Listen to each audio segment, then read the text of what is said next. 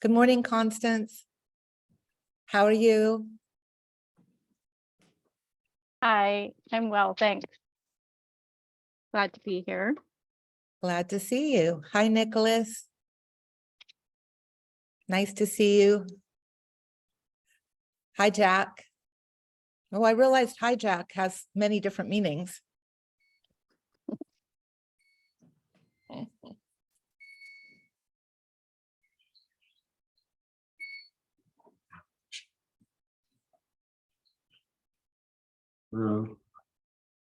Hello.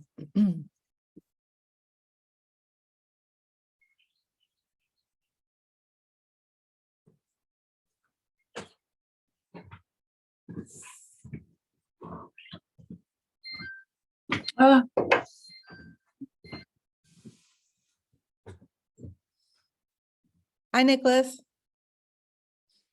Are you in Europe? Are you in Europe? I think you're muted, but I think you lip read Amsterdam. France. Okay. Oh, Are you having a nice time? Yeah, it's great. It's fantastic to be here. Lovely. Thank you for joining us today. Morning, Jasmine. Good morning.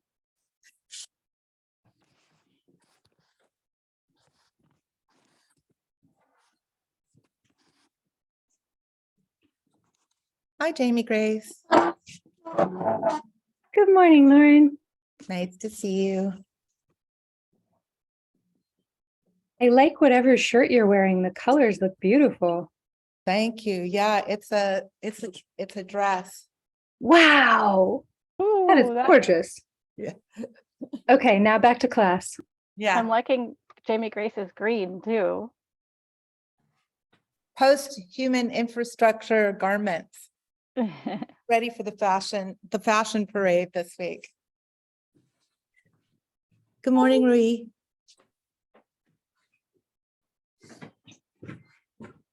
Hi, good morning, Lauren, everyone. Okay, this week, everybody, I'd like to start with a meditation. So I leave this entirely up to you about whether you want to turn off your video screen or not, because we're going to go inward before we reconnect. So entirely up to you. Good morning, Harold. We're going to start with a meditation.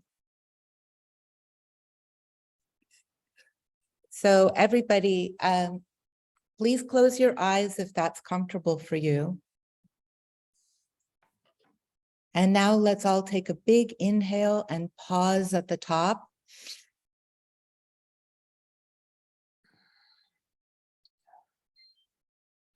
Now, as you release, let's take a big collective sigh. Ah.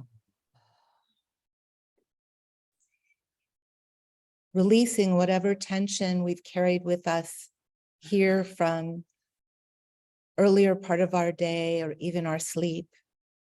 One more time, and let's make an audible sigh at the end. Big inhale and then pause.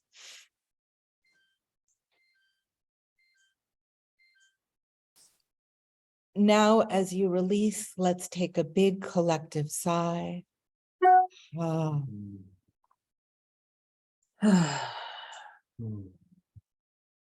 One more time. Inhale. Pause. Now, as you release, let's take a big collective sigh.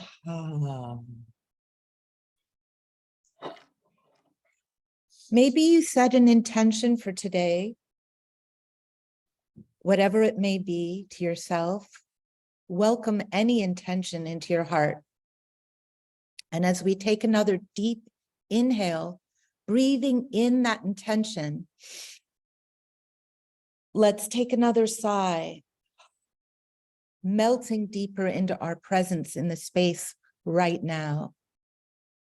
Take another deep inhale in Breathing in your intention and another sigh, melting deeper into our presence in this space right now. Now, as you take another inhale, give your face permission to relax, softening the close of the eyes. Exhale and soften the tongue.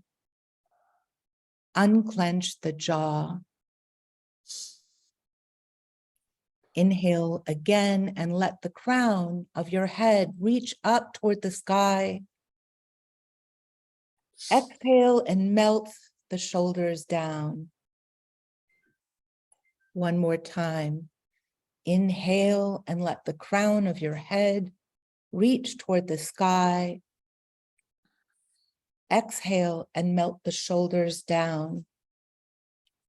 If it feels okay in your body, allow the head to gently sway side to side, creating a nice stretch along the sides of your neck. Keep breathing.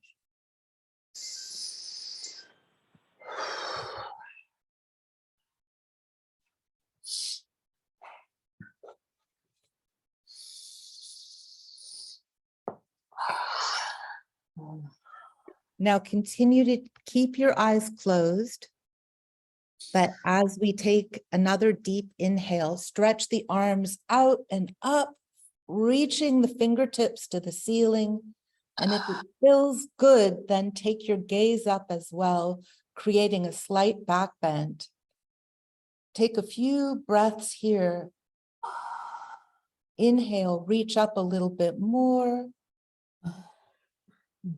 Exhale, release. Feel the weight of your body, whether on the chair or floor or on your feet if you're standing, wherever you are, and allow yourself to ground down as you breathe. Take a few deep breaths like this. I'll leave some space here, and when you're ready, you can open your eyes. And when you're ready, you can turn back on your screen.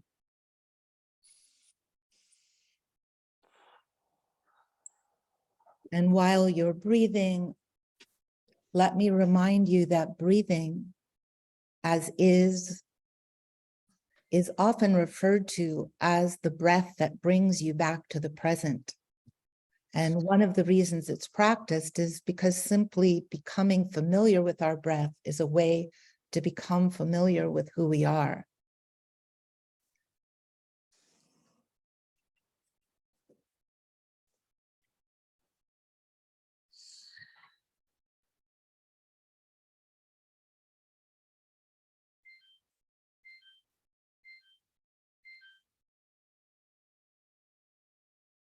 So for those of you that read Sings the Mushroom at the End of the World with us last week, I didn't assign any further reading this week, so I wanted to just acknowledge that for me, a lot of that book resides in this breath work because it's a kind of imaginable world, this idea of what survives the ruin that capitalism has made. But I want to point out that both of the texts, The Mushroom at the End of the World and Ways of Being that we're looking at, tell narratives of landscapes that emphasize honoring different scales of time, including time scales that may not necessarily be visible to us, such as geological time scales or nuclear time scales.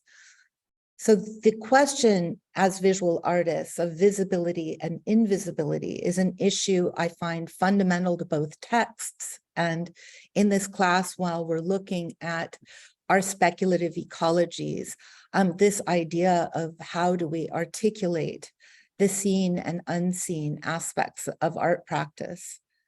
For Tsing, being aware of life systems and histories that aren't always made visible are often forced into invisibility is really vital.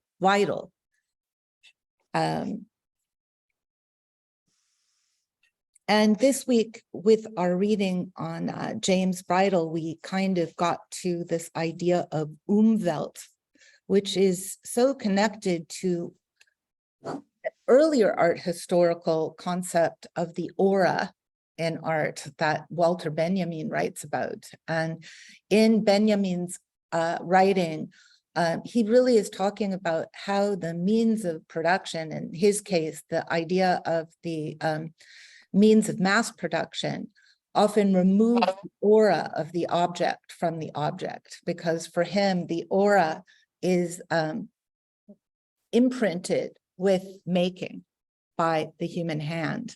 So in the idea of an object's aura and in the idea of an object or a thing or a life force's Umwelt, there is an interesting connection to this bridge between kind of the philosophy of things, the philosophy of life, the philosophy of objects, and art practice. So as artists taking this course on speculative ecology, I just wanted to leave a little space for breath and being present in your practice now that we're more than midway through the course. And before we go into our breakout rooms, I just wanted to share some of my reflections so far on these readings and open up the platform to you to discuss either the bridal reading for this week or any memories you have about what you've read from Anat Singh before we go into our breakout rooms.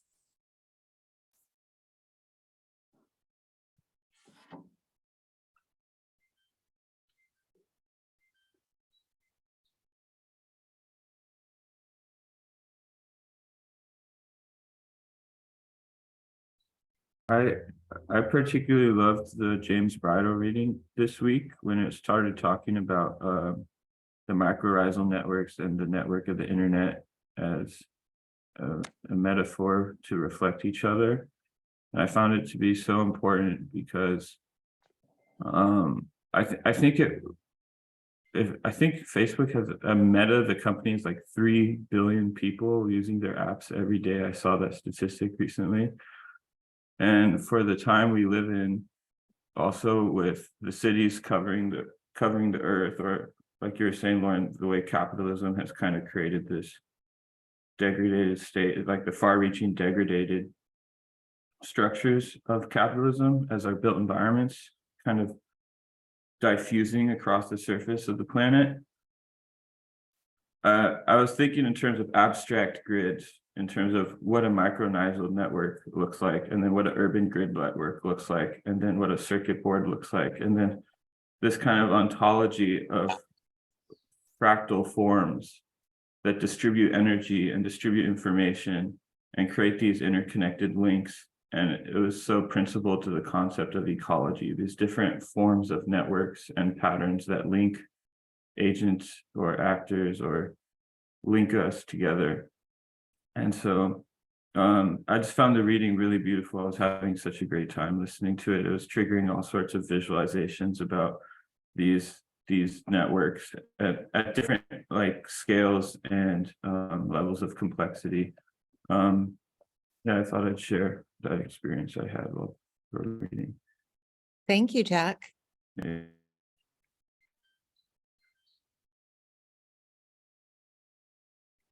Did everybody get a chance to read about the concept of Umwelt, and do you have any feedback on it? Alexandra, would you like to read the definition of Umwelt for us, just to kind of whet our memories? Muted. Yes. So the Umwelt is a particular perspective of a particular organism, its internal model of the world composed of its knowledge and perceptions. An organism creates its Umwelt, but also continuously reshapes it in its encounter with the world. It's not only organisms that have an Umwelt, everything does. And these are James Bridle words from chapter 1, Thinking Otherwise, where he first introduced the idea of an Umwelt.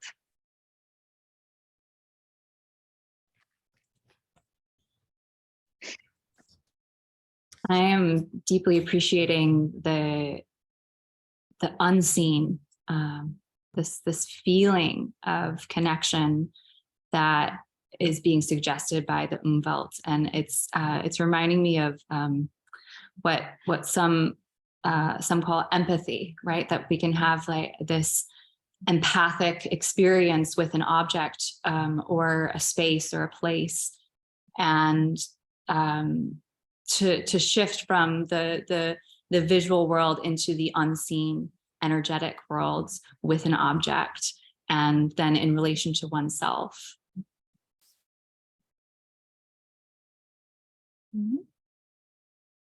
Amy Grace?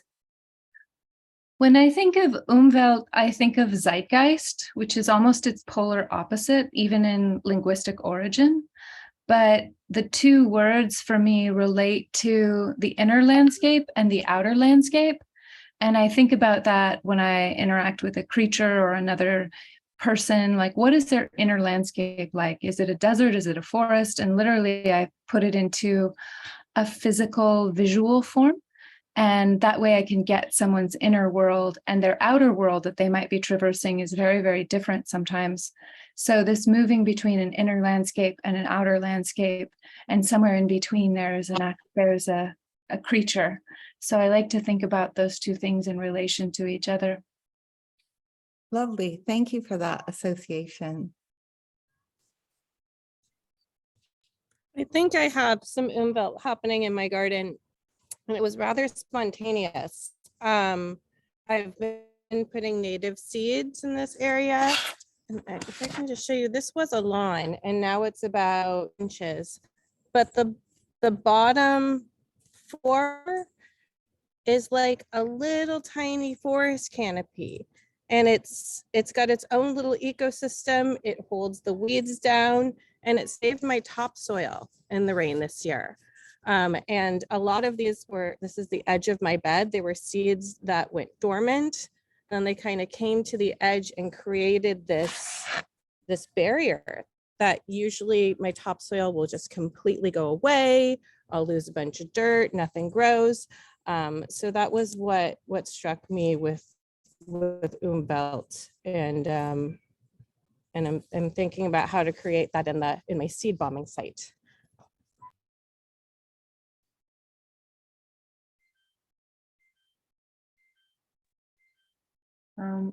Sorry.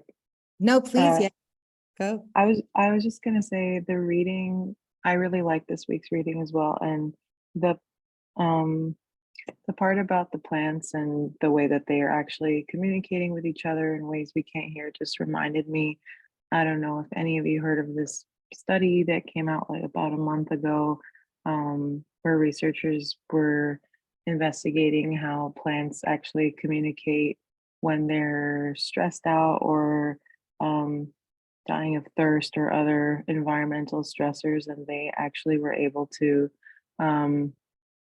sort of figure out a code to understand what exact stressor that they're having and communicating.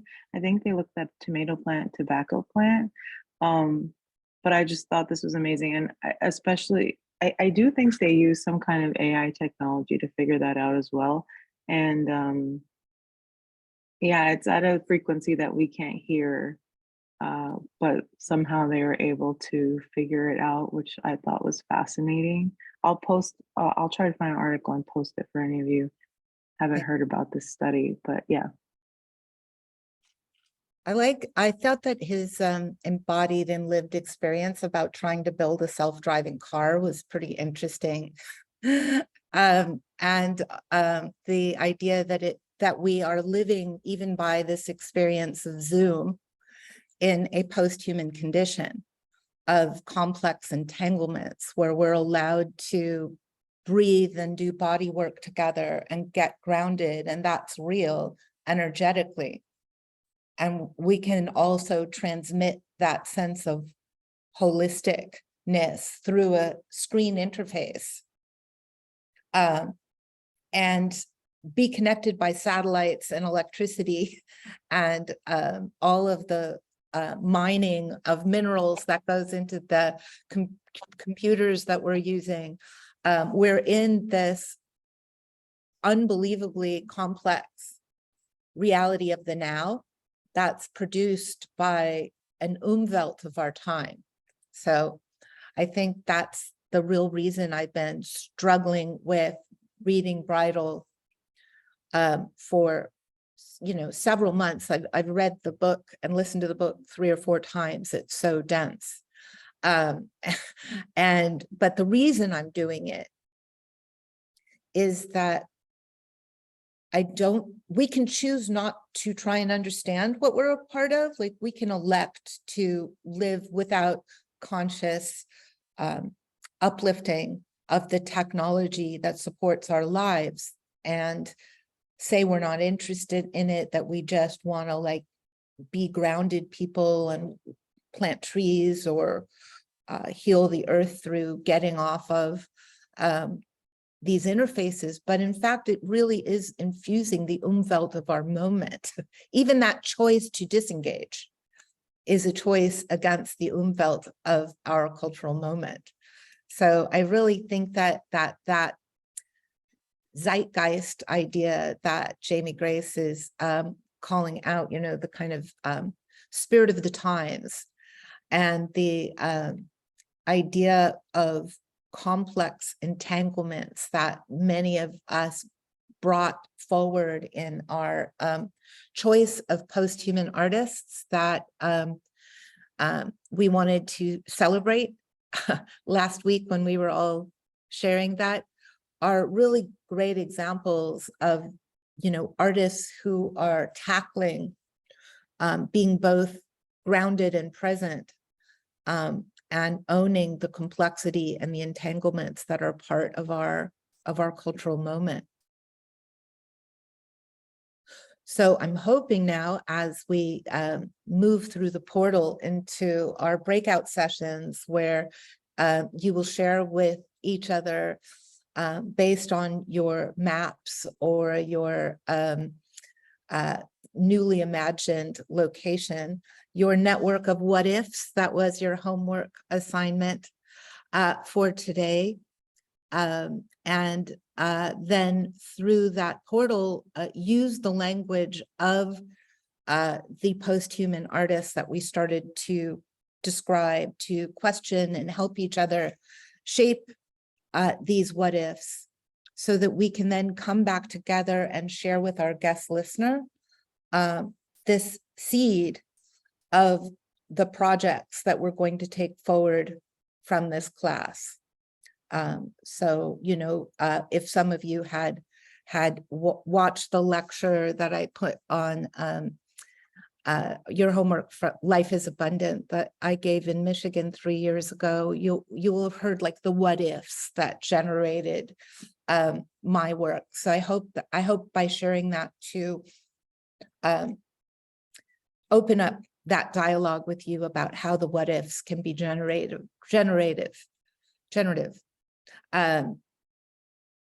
But I thought to bring us all together before we split apart, I was going to bring back the whiteboard. And I'm turning this over to Alex, who did this in our learning and mending, and it was a lot of fun to take complex ideas like Umwelt, which by nature cannot, like the unseen world of living organisms under our feet, be understood exactly the same way by any of us, and to make a collective work around it was a lot of fun, and I think a nice little jam session. So I turn it over to you, Alex, to explain the exercise. Thank you, Lauren. I just posted in the chat the prompt because it's easier to read, but I'll also open the whiteboard where the prompt is there, and I'll read it. Let me open this.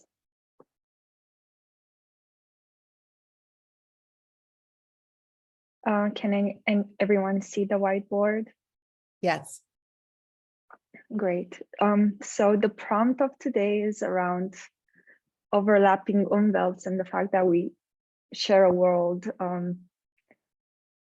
Bridal's emphasis. And So today we'll do a mapping exercise of our Umwelt using the Zoom whiteboard. We will experience the emergence of a shared world and how our collective Umwelts overlap and become entangled. In this mapping exercise, you can map your Umwelt, anything that relates to you, map the Umwelt of a different species or living system, such as a mycorrhizal network, a tree, a cloud, a river, etc. Map the Umwelt of an infrastructure, such as a road, a bridge, an undersea cable. Map the Umwelt of a specific technology, such as a computer, a network, artificial intelligence, etc.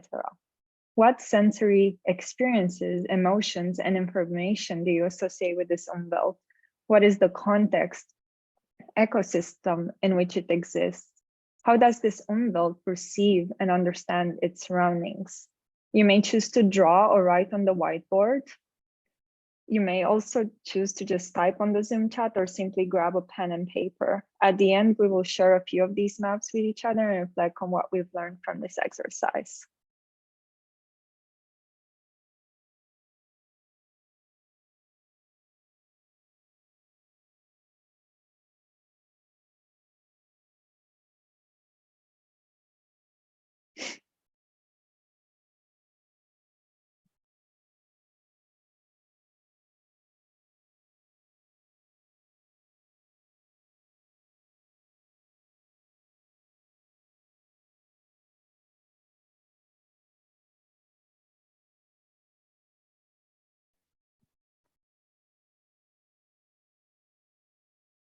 I'm sorry, I'm not quite clear. Are we supposed to be doing this now? Yes, just live on the whiteboard. Do you see the whiteboard? I do. Okay, thank you.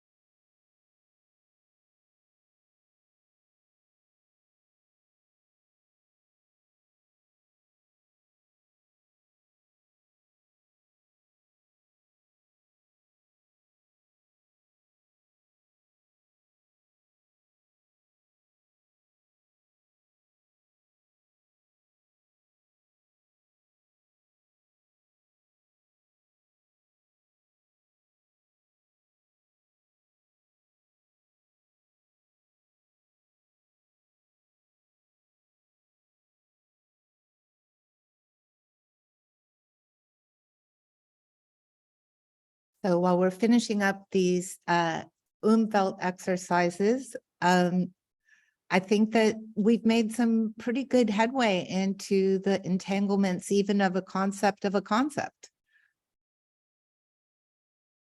What do you think, Alex? Absolutely. I was working in my small little bubble Umwelt and now I just zoomed out and can see the whole network of shapes and colors and structures and thoughts. Does anybody want to share anything about what they've put in?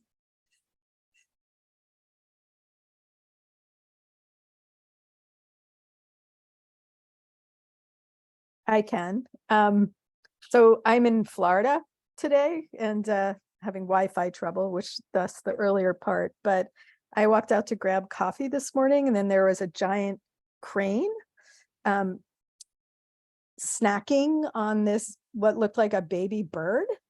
So I try to kind of channel that delicious breakfast experience in my little, I guess it's a little poem that I can read. Yes, please. It's crane breakfast. Heat, humidity, warm sun, salt air, the ocean.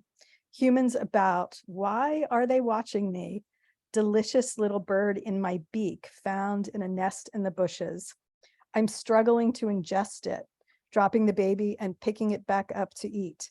I don't care who is watching. It's a satisfying breakfast and I am a handsome fellow. I'll fly off when I'm done. Excellent. And I love your drawing. That's fantastic. With my little trackpad. I know they're hard to use. Yes. And I'm not even on my computer right now, but yeah, it was quite, I didn't realize they ate other birds.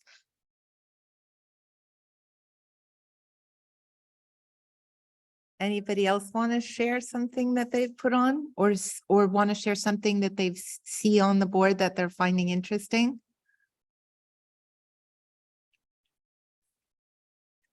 For me, what's happening to my whiteboard? Sorry. I think it's very inspired by your lecture, Lauren. Life is abundant.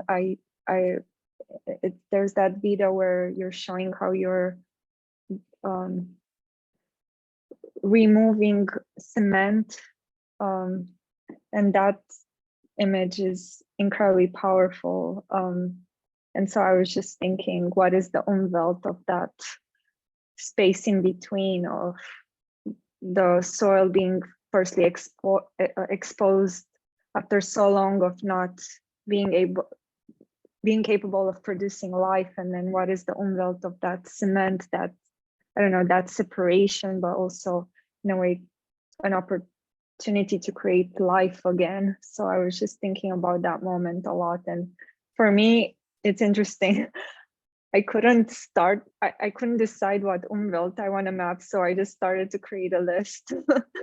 So I said the Umwelt of a brownfield, the Umwelt of a brownfield that has been transformed into a community garden, the Umwelt of a parking lot that has been transformed into a rain garden, the Umwelt of downtown Providence that used to be a salt marsh, the Umwelt of the Great Salt Cove salt marsh prior to the 19th century. So I just started to create this list of Umwelts that I would like to map in the future. I love that. I love the idea of a list of Umwelts. That's beautiful. That kind of reminds me, I don't know who made this network that looks like a mycorrhizal network, and in some of it, it says, I am. But That was me, and I like the way someone else put in the empty space where there's no network says I am also.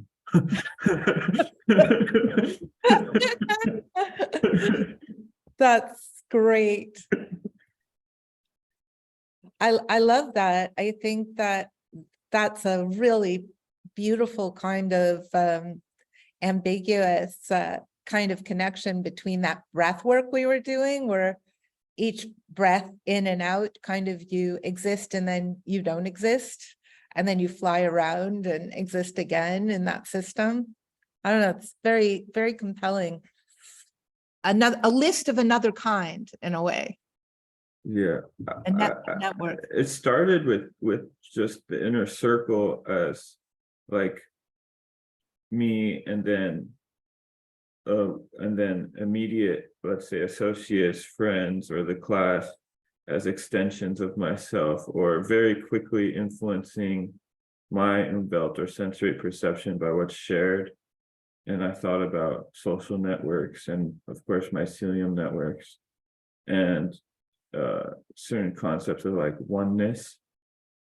And so, yeah, I've been thinking about the concept of individualism versus collectivity and the network of all of us being one. So I was trying to diagram like the singular I.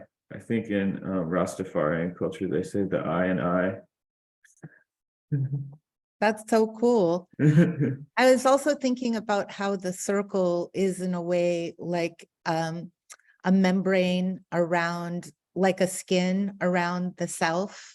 But the also like the atmosphere is also like a membrane around a place, you know, or at least the planet. And just kind of zooming around this board, I realized that several of us drew a kind of aquifer Umwelt of clouds, trees, water, roots.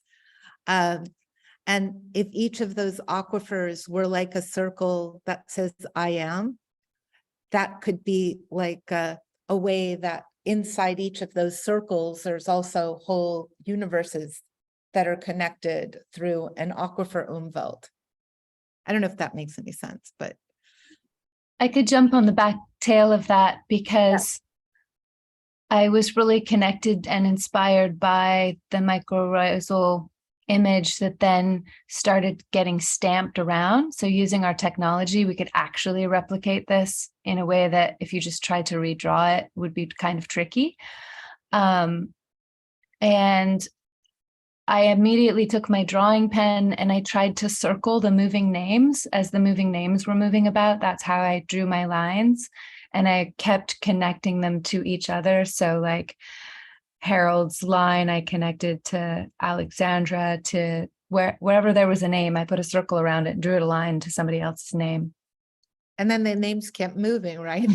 Yeah. Oh, that's so cool. So that was another kind of like circle and connecting point.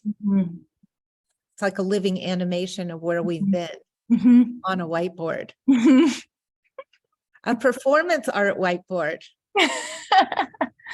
Very cool. Thanks for sharing. I was watching, actually, I could tell what was Jamie Grace for a second, just by some of her languaging and writing near, I drew a bridge. I'm really playing with the idea of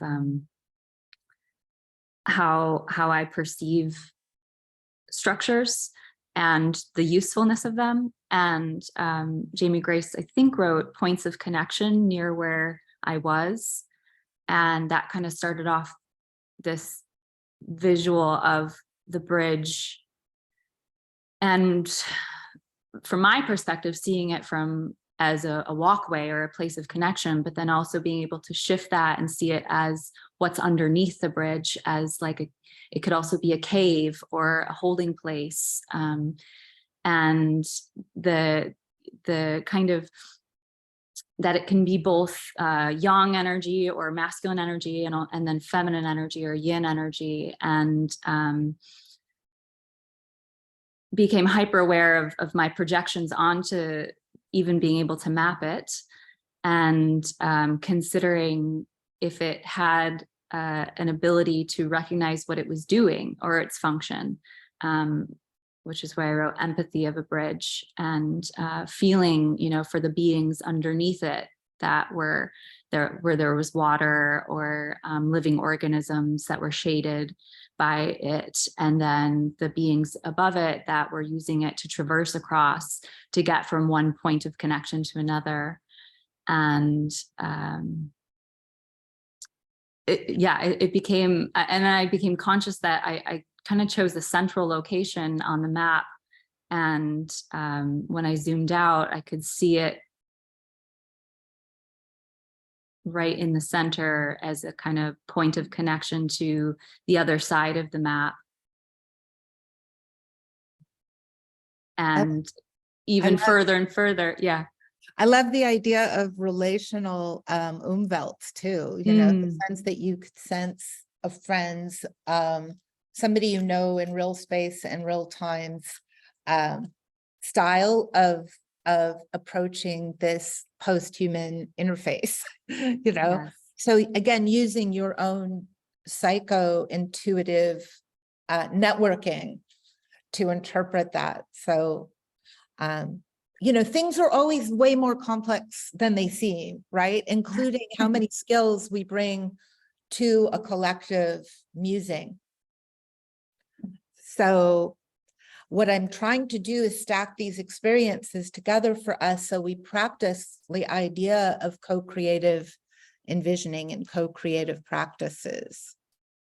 And I thought this would be a really good portal into our breakout rooms where we're going to go in now for about 20 minutes.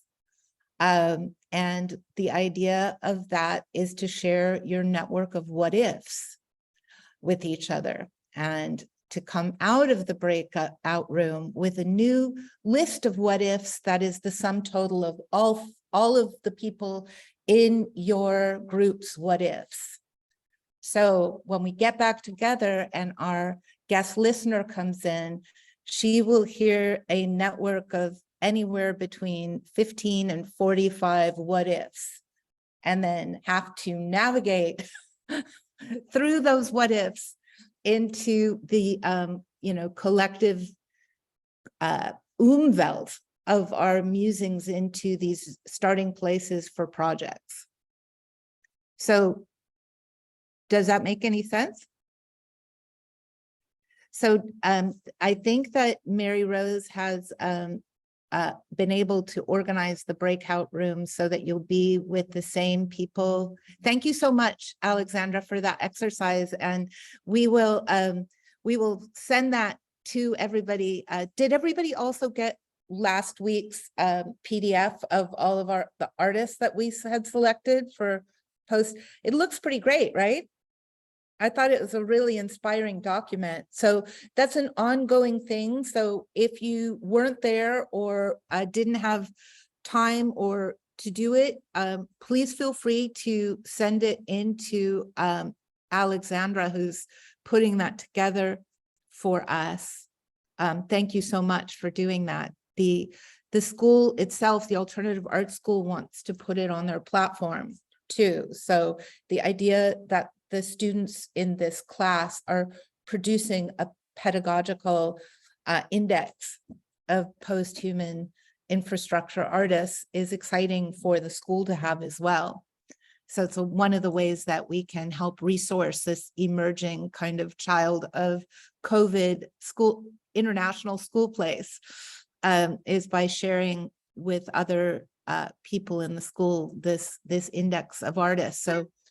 So we're doing this as we go collectively as well. So yeah, it's 10:30 in LA, so it's some 30 time somewhere else. So let's go into these rooms. I think those of you who weren't here, Mary Rose has spread us out, so you'll all be assimilated into a group of people who were here, and I will hop around between rooms if anybody is confused, and we'll get back together in 20 minutes with our list of what ifs.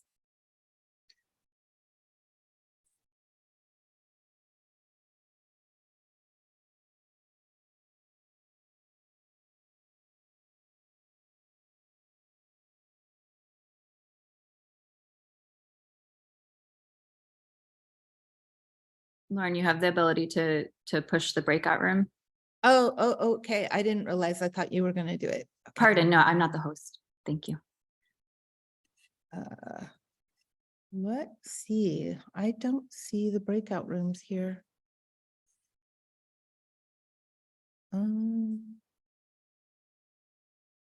I wonder if I'm on a different computer than my usual one. So, Mm.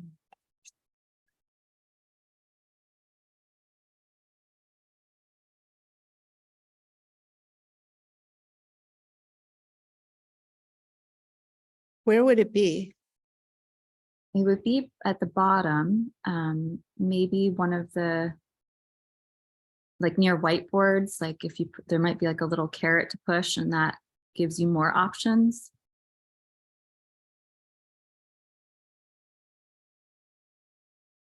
Okay, I don't have it. So we will just have to skip the breakout rooms today and move to doing this collectively.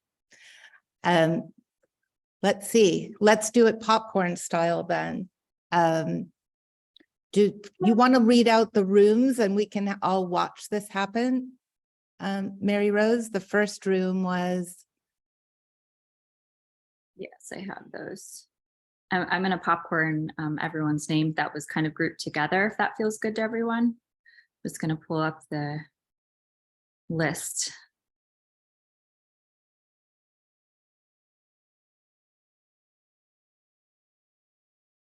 Okay, so room number 1 was Jasmine, Rainey, and Yeva. So perhaps between the 3 of you. we can do a performative breakout room. Let's try this for five minutes. I'll turn it over to you guys and we can listen to what your list of what ifs are. I was going to say, I'm happy to jump in. I have 2 lists. One I'm calling my poetic what ifs, and the other are more concrete. I'll start with the poetic. What if we could experience the grief or the joy or the excitement or the equivalent to emotions of a forest? What if a tree could tell us its story? What if humans could experience the Umwelt of a tree? What if we could translate the intelligence of the forest to human speech, emotions, or sensations? And what if I could take an AI out for a walk in the woods? So that's the kind of poetic list. And then there's the other kind of designer part of me that came up with a more concrete list. What if people could be guardians of specific trees or ecosystems through sensor systems that translated the Umwelt of one to another? What if ecosystem health based on sensor data could be directly visualized in the home at the point of use or consumption to influence behavior? What if there were a wearable to communicate the health of an ecosystem to translation to a bodily sensation? What if black bears return to Marin County to improve the health of redwoods, salmon runs, and the overall ecosystem? I think there's one more down there. It's kind of repetitive. What if there was a system to return the salmon to the Marin County watershed in large numbers? So I just did a big brain dump. I have a big board with all kinds of backgrounds, and I know some of those are repetitive, but it's revealing my thinking and process. That's beautiful. Does anybody else in that particular breakout room want to add your what ifs? Yeah, I can go. Great. So right now I've been doing a project where I'm looking at different herbs and kind of like reconnecting them back to Black culture, bringing back, like basically rematronizing like plants with Black culture. So one plant that I'm working on right now is Black sage. So this is my what ifs for Black sage. What if Black sage was Black? What if it knows our languages, our healings, and our soul as kin? What if Black sage is a plant ally that helps heal our psyches from the micro and macro aggressions? What if listening is just holding knowledge? What if there's a mountain of Black sage in Compton for people to go to when we feel stressed, when we feel angry? What if Black sage was a survivor? What if Black sage was the ally that would help us to heal from this trauma and see it as a space of transformation. What if the parks near me held the information of Black sage in this way? What if growing up at my local park, Black sage was at the center, not just grass, not just emptiness? What if these plants were there to hold us even in our childhood? So those are my what ifs on Black sage. Beautiful. Yeva, do you have yours? Yes. I went for a more like literal what if exploration. Again, I kind of wish I had gone the poetic route because it's making me feel something hearing people speak more poetically, and now I'm rethinking it. But yeah, I went back to my original map that was of a park nearby in where I am in Glendale, California. And I was just trying to think of ways that it could be expanded. So just a lot of it is also informed by the work we're doing at the moon. So I was just thinking, since we've been working so much with native plants, what if the park had more native plants? And what if there was a way to capture rainwater on some of the buildings on the site and use that to create a more sustainable watering system? The park is also a few blocks away from the Verdugo Wash in my neighborhood, which connects to the LA River. So I couldn't help but also think about the work we're doing at Metabolic Studio with the river, and just the wasted water that goes through here too, because it's a concretized channel and the water just flushes out into the ocean. So what if there was a way to connect the park to that waterway? What if there was a way to reduce the pollution from cars, both in the air and sound pollution? There are a lot of cars that go by that park, and some of them drive very fast. It's a major disturbance when you're in the space. And I can also share, I had drawn out like a little map thing. I'll just share it really briefly. Let's see, can you see this? Can you all see that? Yes. Okay, yeah. So yeah, I had just written down some of these things, just thinking about like this the concrete space, especially with the basketball court, the tennis court. I started looking into thinking about more sustainable ways to build those things. I mean, I have used tennis courts in my neighborhood. I understand it's like a really good recreation space, but is there a better way to do that? What if we could make it with recycled materials? Also reduce like the amount of heat coming off of the concrete. This area that was where the kids are playing, what if there was a way to have a cleaner air for them? Some of the trees that are in the park are native, some of them are not. Yeah, I don't want to take up too much time, but this was my thought process when I was thinking about this question. So yeah.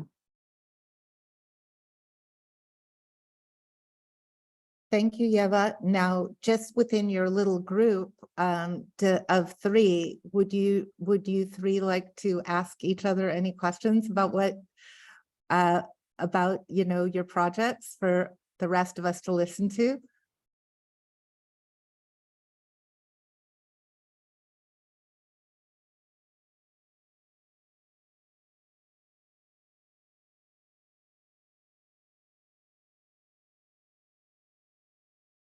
I think we lost Rainey.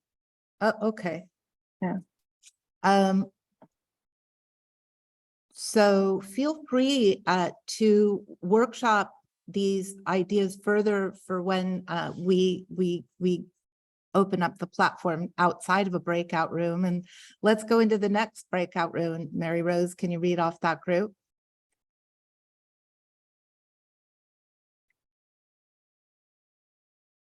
So from who is here today,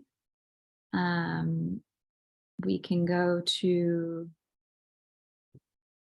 I think it was, I'm going to put Harold because I think everyone else is missing. I'm going to put Harold and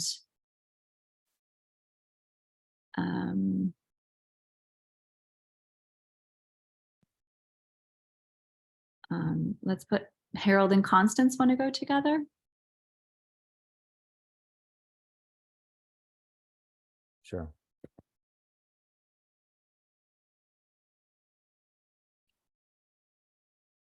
Okay, first,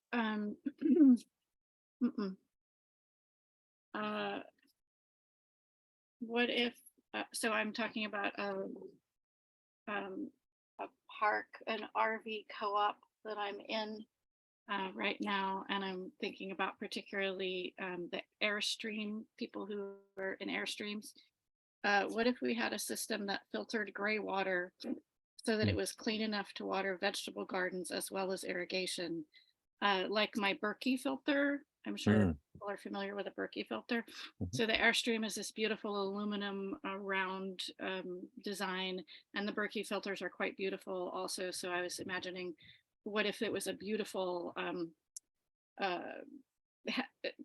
handmade system that was silver or aluminum, that Airstream people who were fond of that were actually drawn to.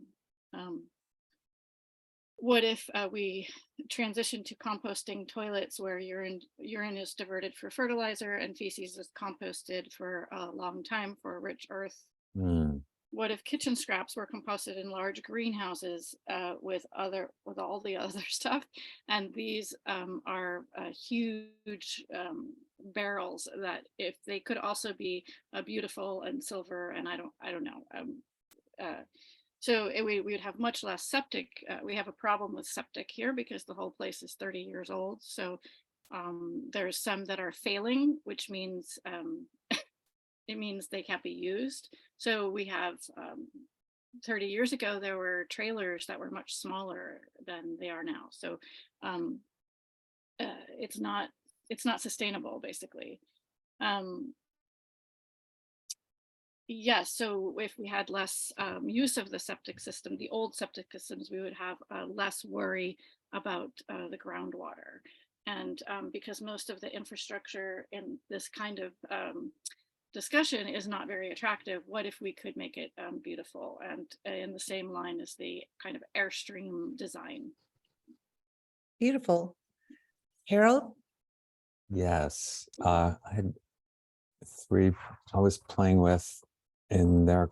The first one was called the Sudden Kauai Food Resilience Switcheroo. Currently 85 to 90% of all food is imported into these islands that are, the one I'm on is the wettest place in the US and so fertile. And so within 3 years, there was a switcheroo to that 90% of the food consumed or offered here was produced here. Just that radical vision and the suddenness of it, just like we're doing it now. And as a model. The second is reimagining. There was a very famous resort hotel called the Coco Palms. Elvis did movies there. Blue Hawaii, I think, was filmed there. Frank Sinatra. It's also built on and around very sacred lands that have been ignored. There've been protests, etc. It now lies in ruins. It was destroyed by a hurricane, and it's currently being redeveloped. It's slated to be completely torn down, and then I can only imagine what will be built there. But these ruins are beautiful. They're ruins. They're sort of post-modern 1950s ruins, but they are ruins of a past time. And to keep those as bones and build around them and create actually a reimagined wabi-sabi brutalist, uber chic, eco-friendly, neo-accidental brutalist hotel that honors the sacred indigenous lands. It is built upon and overseen by nonprofits and groups of elders, so that the history isn't lost and a new disconnected paradigm and aesthetic isn't just put on, but actually acknowledges all of the networks and the destruction, the decay. All of that is embodied in the architecture. And then finally, playing with an idea I've explored here, a what if network of T spaces on this island, 12 in a year, and just doing it. But what's emerging is being informed by, particularly by what I read in Bridal this week, and not just an imposed network, but actually where is it called to be? What places have less imposed thinking on my part and collaborators' parts, and more of what's called, where does tea already grow on the island? Where are there already resources to build? Where are there communities that are interested, or individuals or groups, or organizations? And look at it more as a discovery rather than a will-based or an egoic-based imposition of a plan.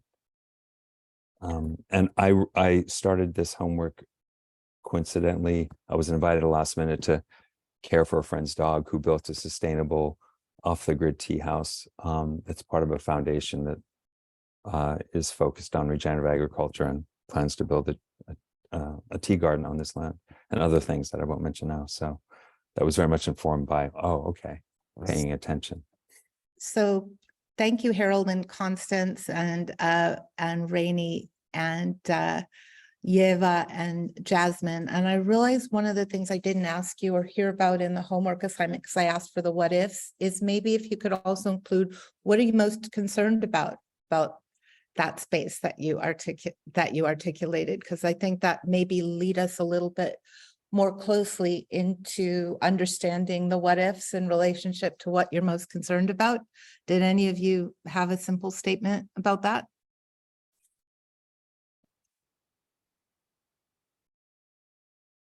Jasmine, did you? I guess I can just say that, like, I've been thinking so much with how the space to feel the abstraction within oneself, the space to feel this umwelt within oneself with nature, and just that relationship as a care practice, that relationship as something that is necessary, even like that bonding, that feeling of bonding. And like, I guess the location that I'm thinking about a lot is my local childhood park, which was like definitely not really a space for all that, but it could be. And so I guess that's what I'm thinking about, grounding the what if, like almost like within the psychogeographic space of even my own mind, like this space that was supposed to be that couldn't be. So what if it's putting the seeds back in that soil, adding back this like sense of like freedom and future. I don't know if that answers your question, but I hope it did. No, it's more for you. I mean, it's not so much my question. It's a process of kind of coming up with a project that connects the dots between what you as a maker, what you as a thinker are most concerned about in that place, and how your what ifs respond to that. And just wondered, Constance or Harold, your what ifs are very like tangible, like things, but I'm wondering if underpinning those, you want to share anything that you had in mind in the homework of what are you most concerned about that map you made that generated the what ifs, like going back into that place, what is the thing that you worked on which generated the what ifs? Well, mine is definitely the pollution and the water, the groundwater, and the failing septic systems. Okay. Yeah, and also being traveling in a trailer, like how to deal with the waste. Right.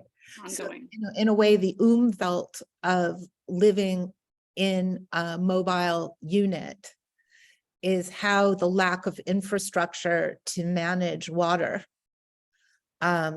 creates a problem. So I would say the Umwelt of a mobile unit as a living space is what you're potentially tackling, which I think is a really interesting question and concern.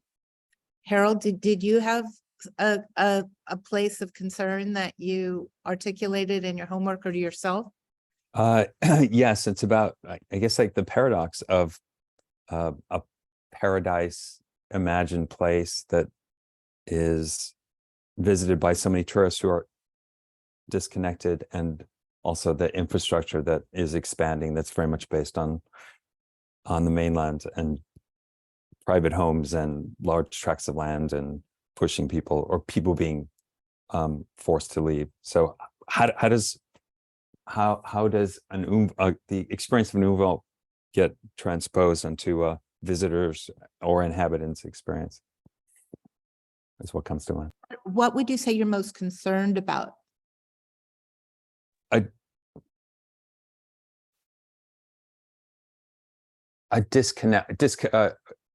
collective and individual disconnection from this particular place and what's possible and what's being invited. Okay. That makes sense. Yeah, that does. Yeva or Rainey, did either of you want to share the thing that you came up with as what you're most concerned about the map or the place that you're working with? I can go. It's twofold, and then there's an intersection. It's understanding the Umwelt of an ecosystem or a specific plant relative to creating awareness around value and loss, and then that intersection with environmental justice and, where I live, access to those places, so that awareness, that consciousness can be grown by everyone. Yeah. So that's the piece, I think. Great. Maybe I'm saying access, and these words are so overused, but empowerment, and access, and awareness as the driver to action. Excellent. I'm definitely starting to feel like in the Umwelt diagram, little bubbles of connectivity between Harold, Jasmine, and Rainey's concerns here. Yeva? I think my concern is about the way communities are able to interact with these public green spaces. Where I live, there are arguably more green spaces than a lot of other areas in LA, but I still feel like it's limited. And most of the park, even though that there are trees, is grass. So I think the idea of being able to interact more with native plants and have a different kind of green space is maybe what I'm thinking about, but I'll think about it some more. Okay. Thank you. Let's go to the next breakout room, performance breakout room. I want to acknowledge that Ajulu joined us, and you were in this last big breakout room with Harold. So if you do feel prepared, I can add you to this breakout room with Alexandra, Rui, and Teresa. Excellent. Welcome, Ajulu. Nice to see you. So we're reading our what ifs together in a breakout room publicly. And then trying to also share what it is that we articulated we were most concerned about the place that we got lost in, and if we're using that still as our kind of project home base. Who wants to go first in that group? I can go. So the space that I got lost in, and I've been I've been researching the land use on this site for about 2 years. It's a city street that people have just extended their yards into. And as the properties have turned over, I figured out who was locking the fence. When that property turned over, I took the lock off. It was rusty anyway. So my what ifs, I know exactly who the neighbors are. And one of them actually has this completely bogus job with the mayor's office. And, you know, I know he's gonna be the problem. His name is Sharky. He's a problem. His kids graffiti my property. That's how I know him and know where he lives. He's one of those parents that tracks his kids on iPhones. So he's not doing a lot of gardening. And then I made a list last night. There's an apple tree that gives tons of apples. And I was like, what if we, you know, made applesauce or apple cider donuts? This morning I walked in with my daughter on our way to school, thinking she might have some like child insight, and she is just so aware her mom trespasses and is not down for the seed bombing. She is done with my tricks. So I know the previous tenant there was Friends of the Urban Forest, and kind of the neighborhood seems to think that it's Friends of the Urban Forest. So we were looking at some of their work, and I seed bomb near their sites too, because they put this little watering bag, and they have this design that they use with, I call it the bikini, with 3 things to hold up the tree, and then these black straps. And I'm gonna figure out where they get those, probably just the hardware store. And what if I just put trees in there, wear my green gardening suit, and just act like I'm still, maybe I'll make up like a FUUF, because they're Friends of the Urban Forest. They could even make like a fake logo. And then start, they put the names of the plants and just start naming the plants. Because once there's trees growing there, I mean, right now I think they mow it with goats. But once there's trees, I get so frustrated because I get seeds started there and they get eaten down, and wildlife eats them. And there's also no canopy. It's very surprising that there isn't a tree canopy, considering Friends of the Urban Forest was renting it. But I'm just gonna kind of go head on with my fear of the neighbors. I have this green gardening suit that, like, no one messes with me when I wear my green gardening suit. They assume I like work for the city. Thank you. It was very much inspired by you being caught up in permitting. I'm like, I'm just gonna do it. Yeah, so that's a great what if. What if I just got myself entangled with bureaucracy? What if? What if I didn't worry about the outcome? What if the process were the point, right? Is that kind of, let's go to the next one in your breakout room.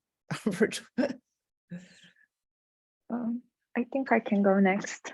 Okay.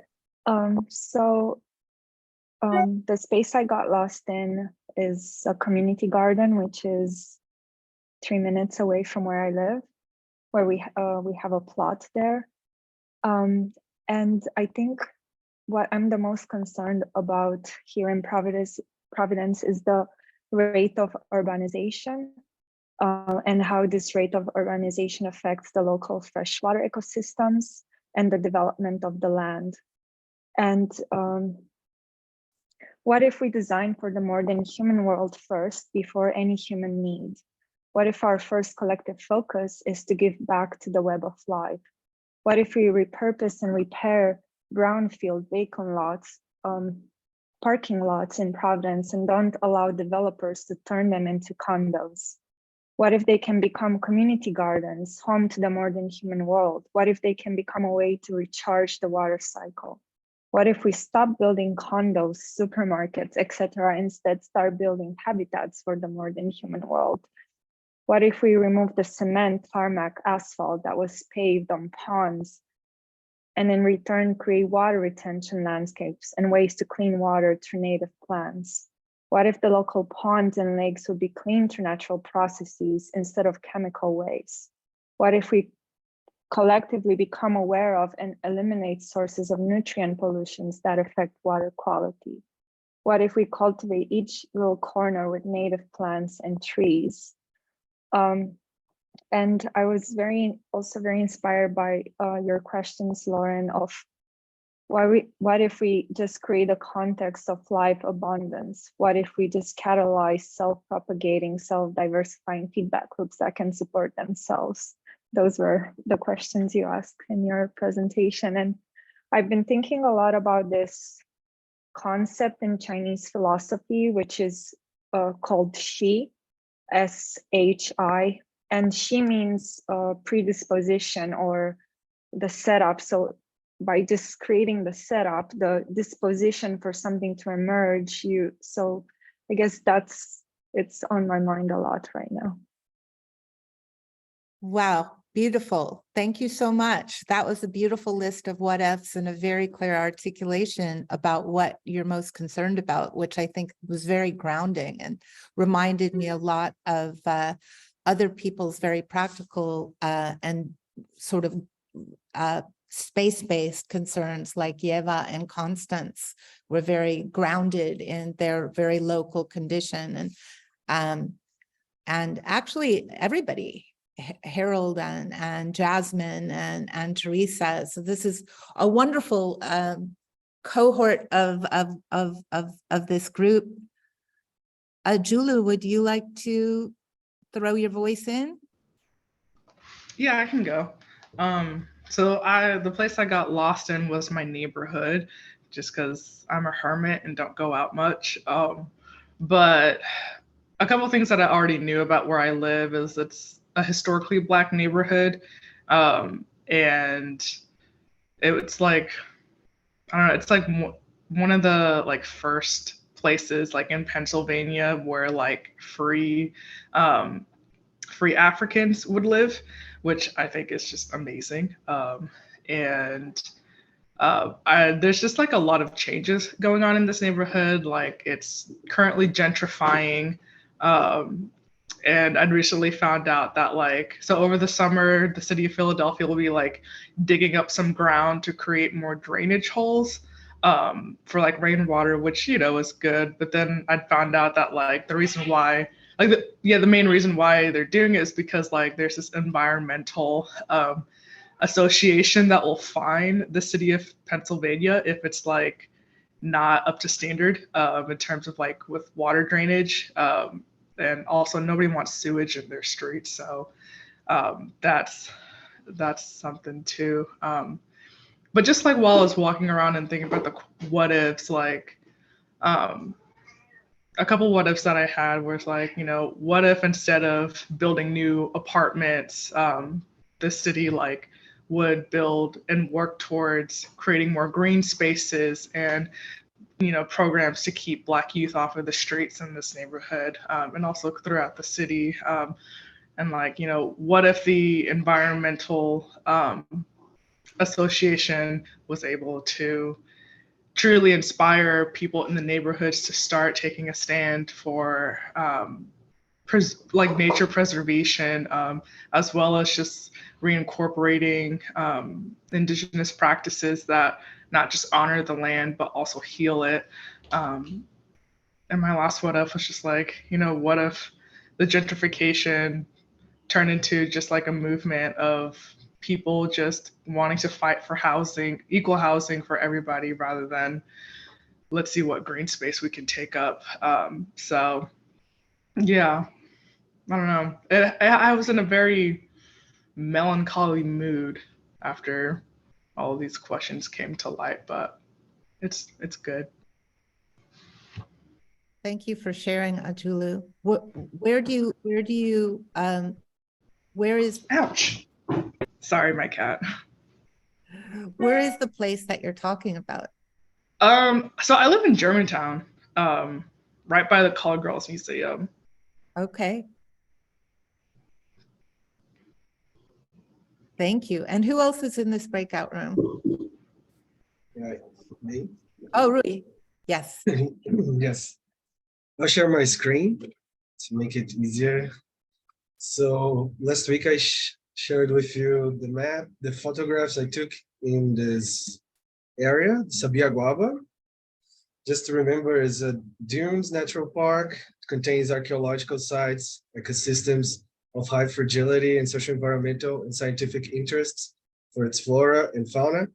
It's a huge area, includes mobile, sand-fixed and fixed sand dunes, a beach strip, and coastal and interdunal lagoons. And there are 2 rivers nearby. 10 years ago, the state built this road just beside one of these dunes, and development starts to head in that direction. And as a result of that, archaeological sites were discovered and the area became more accessible, becoming a popular spot for tourists and locals to watch the sunset and enjoy an environmental and gastronomic complex. This increased the number of vehicles that illegally drive on the dunes in the park area. And despite this, the area of the park itself remains little visited, and not many people in the city know about this place. So the main concern is that with the development of the region, the park may become threatened in the long term. It is a place where turtles usually lay their eggs for reproduction, usually between February and June. And the construction of the road led more cars to drive over the dunes and the beach, putting at risk both the archaeological sites and the eggs for the marine turtles. It is also a place where practitioners of Afro-Brazilian religions make offerings to the orishas, like we see in this picture here in the left. So my what ifs are, what if artistic practices could foster the preservation of the Sabiaguaba dunes? What if artistic practices could be infrastructure to monitor the environmental conditions of Sabiaguaba? And what if artistic practices could stop cars riding above the dunes? So these are my what ifs.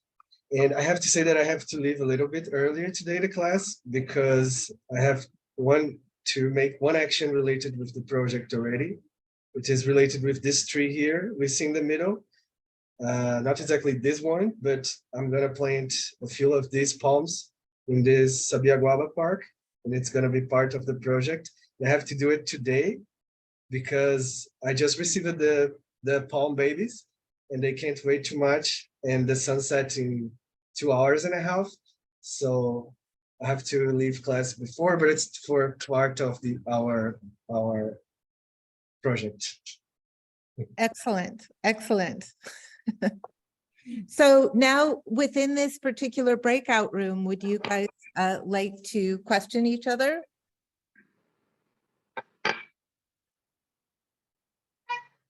Hello, Lauren. Hi, Elias, how are you doing? Fine, thank you. I am sorry because I can't use my camera. I don't know why. Maybe I have a little bit problem in sitting. I will try to fix this problem. But anyway, I listened to you for a long time, and I like to share with you by a very small idea. But I think it is interesting from my experience, from what I see. I think we have in this ecological system 3 elements, or maybe more: human and natural and animal. And I think the problem now that we believe in this cogito, that we are the human, we are the god of this planet. We control this planet. We think always that humankind, he is the king of this planet. He is the who moves this planet.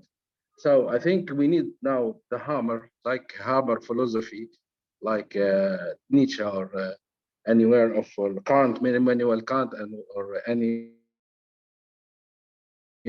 other philosophy. We should say now that we should, if I can say this, we should believe sometimes that we are animal, that we should believe that we are, sometimes we need to belong to be close, to be inside this environment, not outside. Not we are controlled and we try to use the computer, we try to use the technology to fix it, to see how we can control this world, how we can use this world. So if you see African people, some how they dancing, how they move his body inside this natural, how are happy, how when he's make his little houses with this harmony with natural, they take they take from this natural and they give. So we should learn maybe from this, and we should understand this is time to survive this and to be in harmony with natural, not to be in fighting. Because if you have big wave, sometimes you should not just now to swim. You should know how to use this this wave like energy to take you outside the beach in safe place. So I think this is important also to think with our soul against this natural, with our not just with mind. I think we should use our soul, our body to be closer from this ecosystem, and to believe that we are not just we are the most intelligent in this around this world. Maybe this is a big lying or big illusion that we will believe, or we think that humanity is always most intelligent. But for example, I never see a monkey, other monkey bomb its other with a nuclear bomb. So, but we do this for what? I don't know why. But anyway, I think we should think more about this and believe more and learn this for the kids, for the new generation, to make our world maybe in the future better and better. So this is my utopia maybe. So just like this, I like to share. But what you say, it is very, very interesting and a lot of experience. Very, very nice. Thank you. Thank you. What I'd like to suggest, Elias, is you write in the chat bar the statements that you made, but using replace the word should with what if, right? So should is a very different. Sorry. The homework was. Maybe this is not my native language. So. The different is that when we say you should do something, it sounds like a directive. But when we ask and speculate, what if we did this? And what if we did that? It creates a sense of possibility that the class is trying to develop. So just a suggestion, it may be, you can write it in your own language, that's fine too, and we can translate it. Feel free to write it in your own language. This is an international platform that is highly focused on the English language, so I see absolutely no reason why you shouldn't write your what ifs in your language. And we can have that translated for you in the chat bar. But it would be good to stick with the idea of creating what if affirmations, and to ask yourself about the map that I don't know if you made, but the homework was to go to that place that you mapped and describe what you're most concerned about there. So I think you articulated what you're most concerned about is that human beings see themselves as in charge. Is that correct?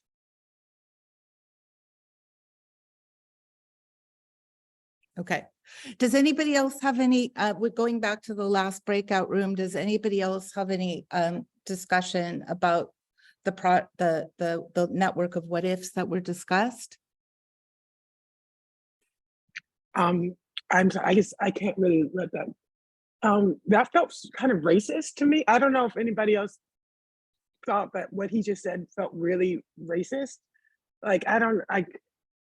I'm hoping I'm just confused, but can we talk about that here too? Yeah. Or maybe we just move on, but like, I don't know, like the happy African idea, like really didn't sit right with me. And I can't just let stuff like that. Nor should you. Let's talk about it. Anybody else have that experience? I felt a lot of confusion, and I've learned sometimes confusion is associated with anger. But yeah, I feel confused. Like even just having the image in the chat just feels like, I don't know what's happening here. Like, yeah, confusion is a good. I don't understand what's happening either, to be honest, and I feel quite shaken by it. This is, this is an area where being like hosting a Zoom class where somebody's not there and I've never met them and they haven't been present and now they're gone again. So I can't, I don't know how to feel this particular situation. But I feel shaken by what I just heard. So I can only, speak from my emotional space. Does that make sense? What I'm trying to do is bring us into some kind of collective identity around these ennobling problems that can galvanize speculative ecologies. And it's hard to kind of look at these images without they're kind of confusing images, and I don't know why they're here. So I don't know how to answer that.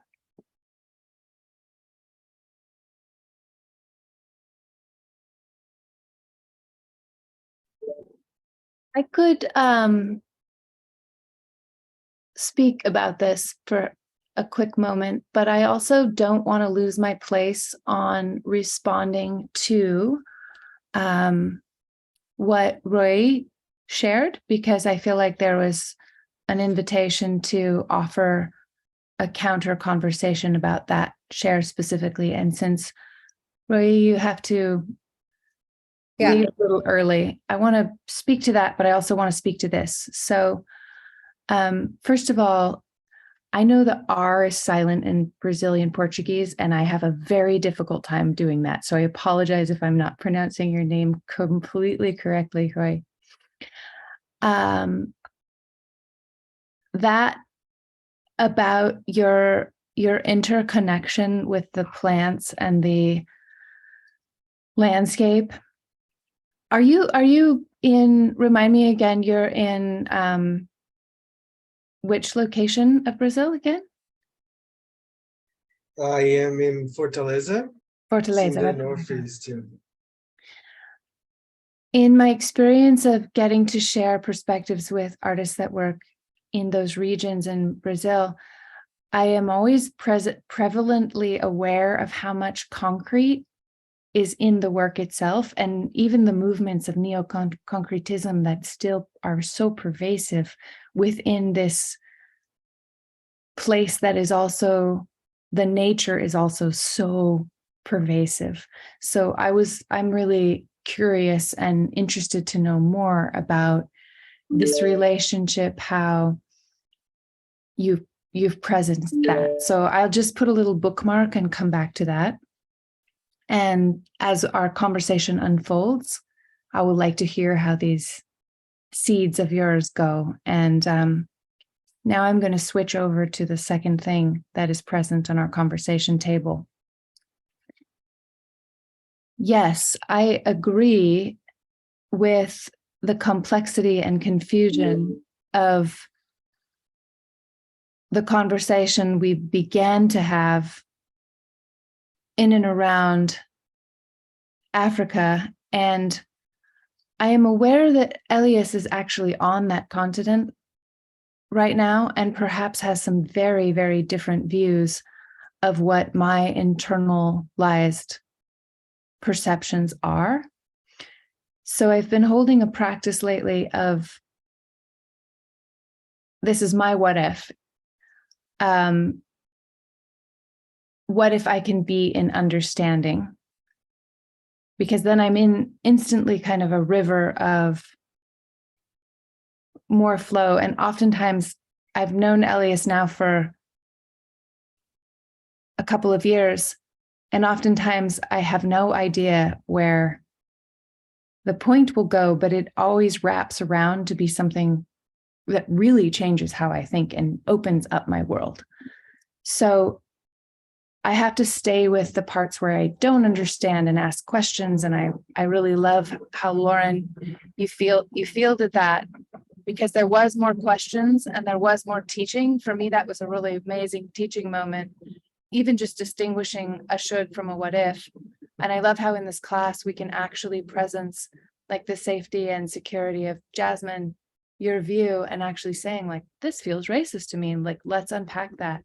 So I'm actually right on the edge of what feels like a very important learning curve that feels like it's going to open up into a tributary.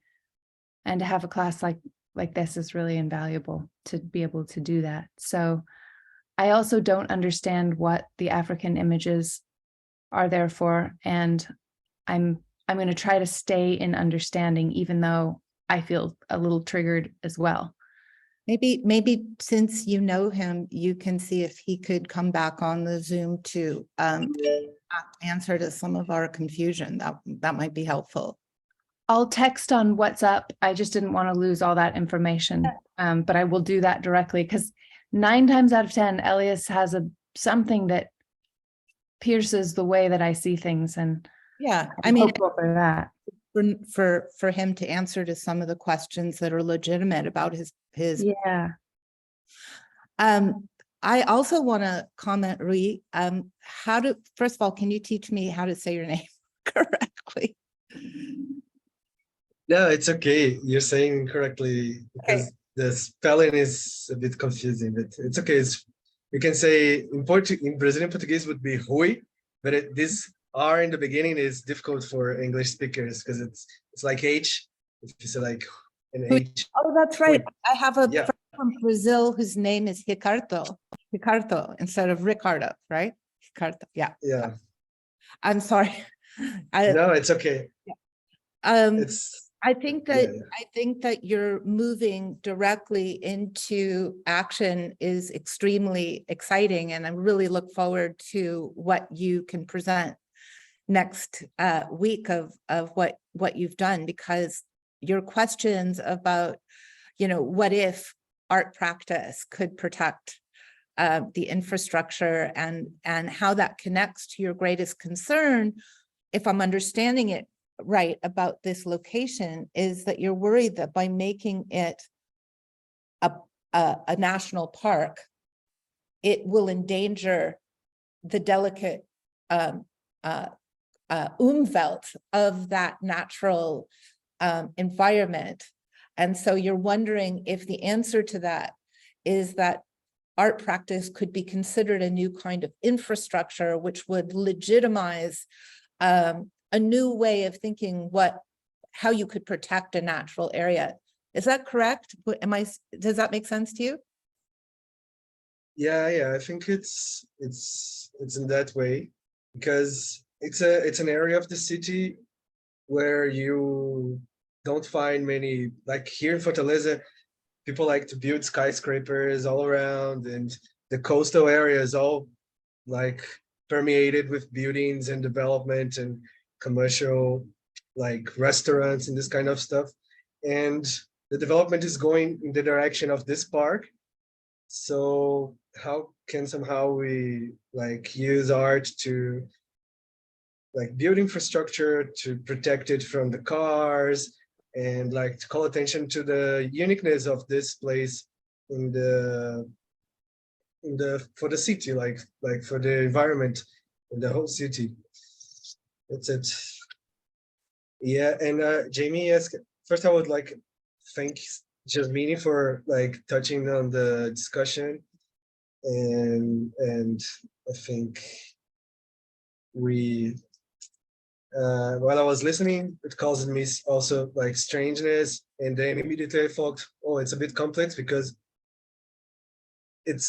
Elias is in Africa, so why he's bringing this image that seems so like distant from, I mean, I was in Angola one time, and it's not, people are not like how he represented, like it's a reduction of what Africa was and everything. So it's a complex. Thank you, Jasmine, for bringing it. And It's nice. It would be nice to listen again, Elias, and everything else. And also, Jamie asked about the influence of concretism and neo-concretism in this approach. Yeah, I think for people who know more about Brazilian art, we'll always realize that the art that was made here in Brazil in the 60s and the 70s still influences a lot contemporary art, and how Brazilian art understands itself and Brazilian artists situate themselves in relation to artistic practice. And like the neo-concretist movement, like brought a lot of attention to the body and the relation of the body to the environment. And now speaking this, I'm gonna quote Lauren in her talk, because I think it's a little bit about it.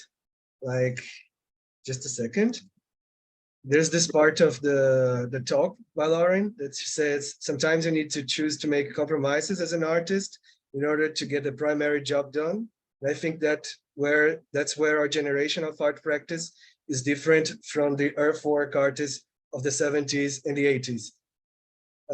We no longer can make aesthetic objects that don't function to give back to Mother Earth.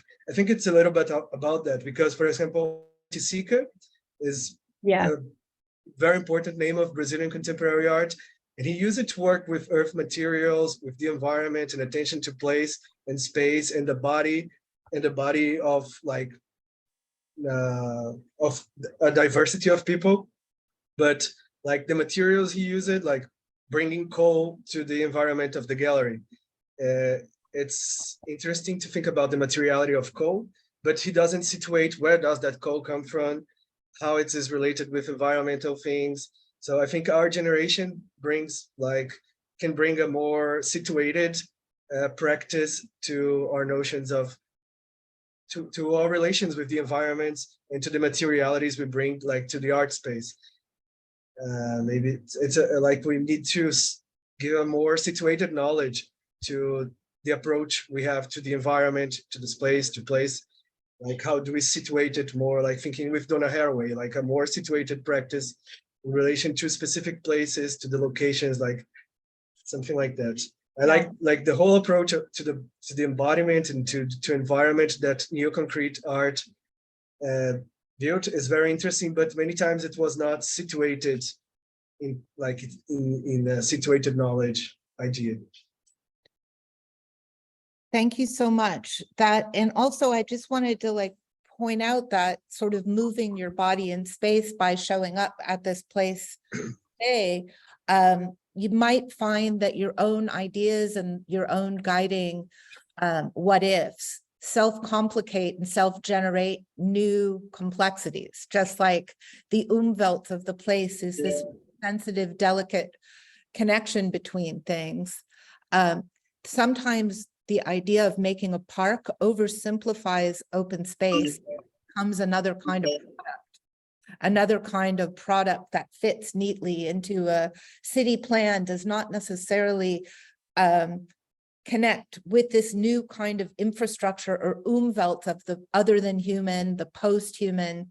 Like, how does a park answer to the post-human needs? How does it make reparation work for the unseen parts of a place? And so, you know, using this class to actually workshop the complexities of what you discover by getting out there and doing these things is really critical, which is what I wanted to just like call on Teresa again to articulate, because our guest listener, Marcella, came in between things. First of all, welcome, Marcella.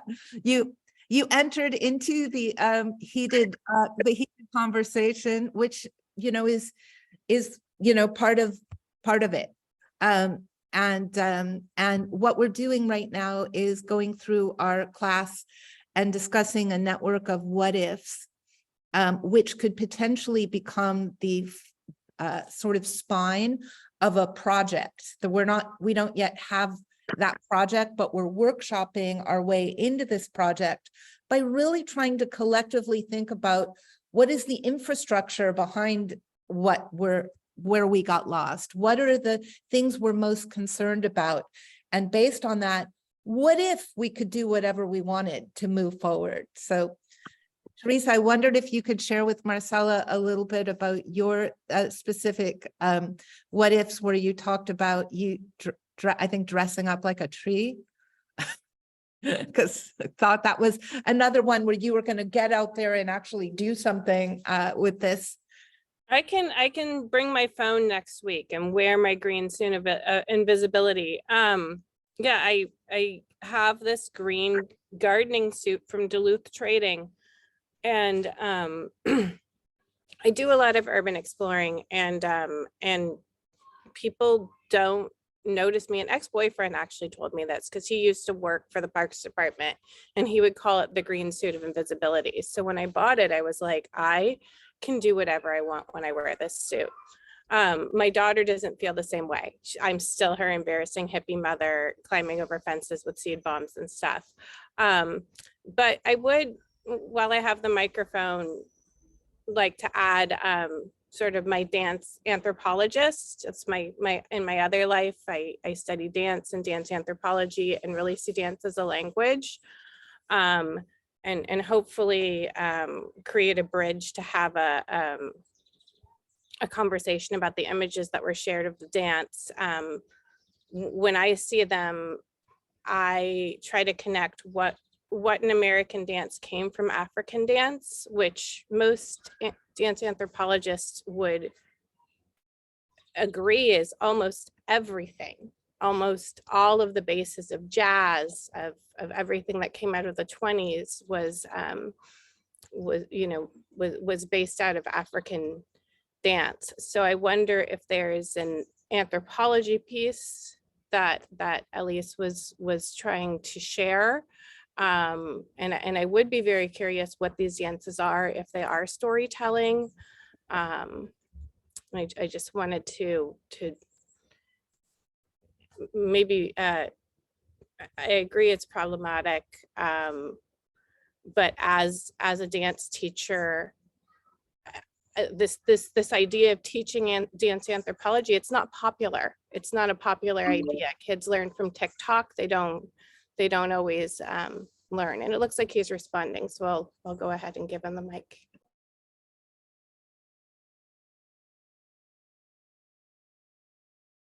So I just wanted to also talk about embodied practice, that whether it's dance or bearing witness to the world around us, you're in a practice with these places and spaces where we go get lost.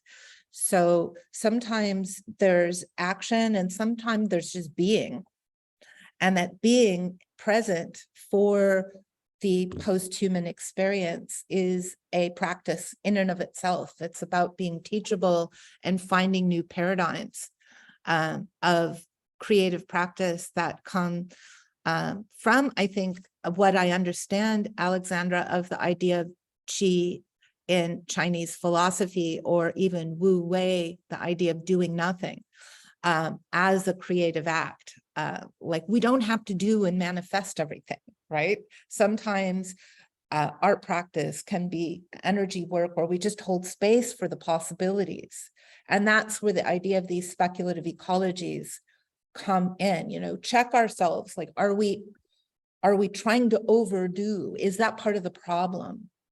Is being in a place a form of dance? Is breath work a form of dance? Is healing connected to the restraint from doing?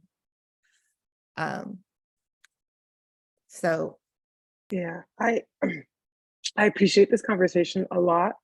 I just feel like what's really being lost, I think, is the fact that, like, as Black people, we were literally making us animals made it easier to literally kill us in the streets and kill us in the streets still. And like, when I see things like what Ellis is saying, it just like, or just like putting that image, or just saying African, like, there's no, we actually, being human is actually kind of important, like, it's actually like something that like makes us fight for our rights and have these things. So I'm like, it's just kind of like, it's this weird feeling of being so triggered by this line of like, oh, like, look at the African tribes dancing, the animal, like, bro, like, So I'm just like in this little bit of a, maybe there is no, I believe in brave spaces. I deeply do. I believe that that's like how we're going to heal. But I also just like cannot with that line that this man is toggling on.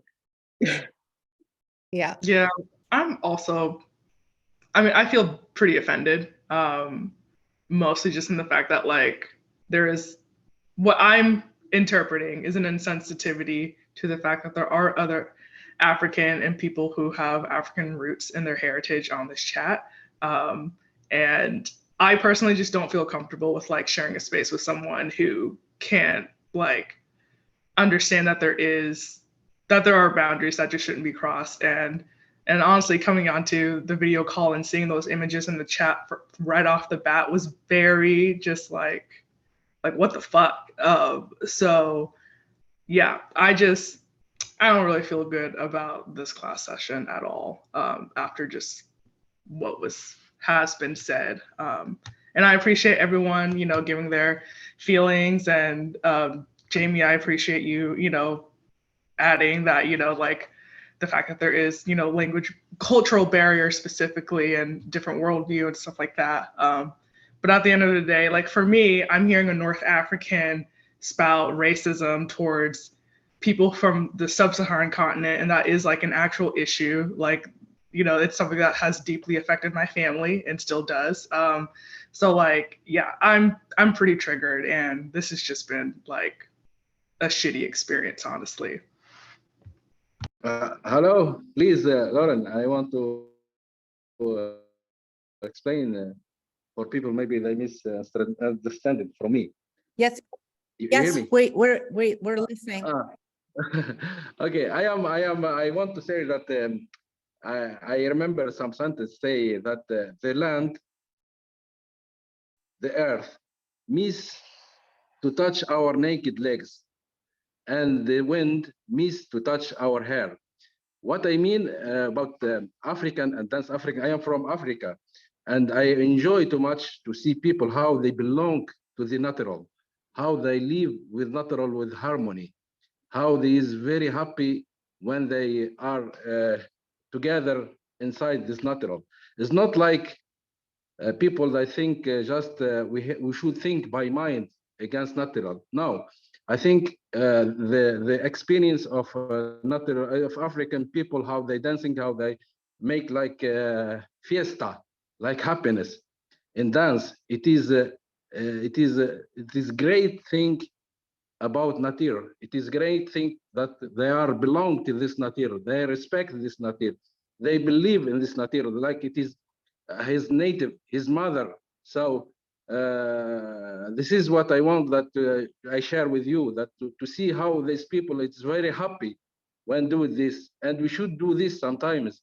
We should go to the nature with naked legs, with naked body, with our curly hair, maybe with our crazy, and we should touch and smell and feeling, because this is very important to learn our body that we are belong to this world. So we should not forget that we should not make the technology and this what I say like cogito. We are thinking. Now we are also body. We should touch his mother. Our mother, it is natural. We are if we see our organic inside, how the blood move inside us, how our heart beat, how we walk, how we smell, how we touch. This is also other natural. So we are natural inside natural. So this is what I mean because I know this. I am from clay. I am phosphor. I am calcium. I am the clay. This all organic inside me. So I should go to my mother natural and touch this natural, like the African dancing do it, like they enjoy this. I think I like too much, and I in my country Tunisia we go to dance. We have kind of dance. It is called Stambali. I will send to you some video if you can see it. How we share together is dancing, and how they make like a festival of this, and very interesting and very important. And I think this is like meditation. This is like how to learn from this, and it is give us, how I can say, like give us protect from sickness, protect from the bad souls. That's let me say, if I can say this. So this is the most interesting experience that I want to share also with you, because I believe that if we do this, it is like it is better than to go to the doctor. It is take out stress, take out from us a lot of sickness, maybe psychological sickness now that we see it, because we don't have touch with nature. So this is what I mean. And Africa, it is my mother, and I am very happy because I have this brown skin from this sound of Africa. So this is what I mean, really, and this is what I like to share with you, and this is what I want that you try it. If you try this, you will understand what I mean exactly. And can you stay on the Zoom long enough to listen to what other people would like to say to you? Because I think you might need to hear a few things about how those images were an act of aggression against the group, right? We understand that that wasn't the place that you were coming from, but to just show up in a Zoom class after not doing any of the homework several weeks and post assignments that you imagine that you were given, and then to disappear again was violent. And I know that wasn't your intention, but many of us were very confused about the images that you posted. And I think you need to hear and listen to how we feel. Are you still there? Yes, I hear you. Yes. Would anybody like to respond to this with Elias or ask any questions? I mean, so Elias, like my father's from Sudan, and growing up, he's experienced a lot of very just racist encounters with North Africans. I've also experienced a lot of just hateful things from North Africans. And so like, for me, for you to put that into the chat has been triggering, because it's essentially telling me again that North Africans have an issue with sub-Saharan, darker toned African people.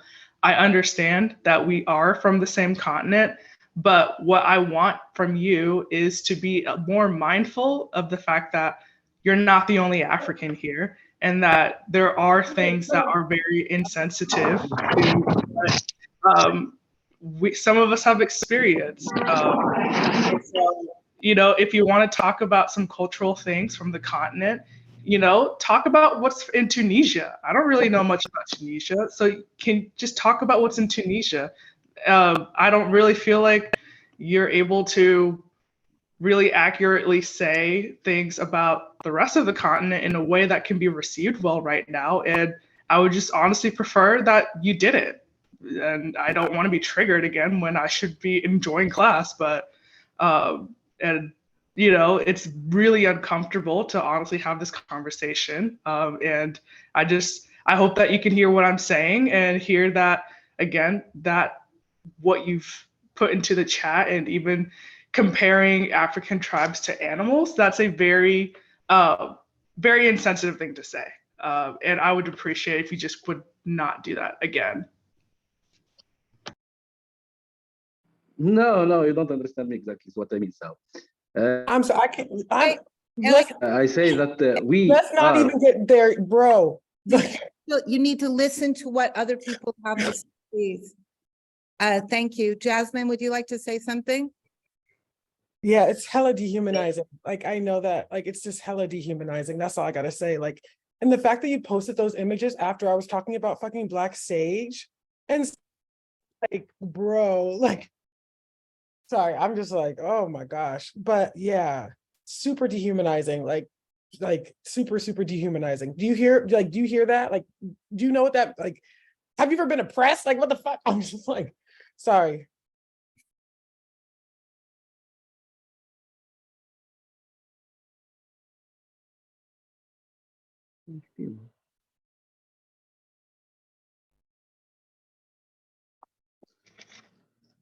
Elliot, are you there?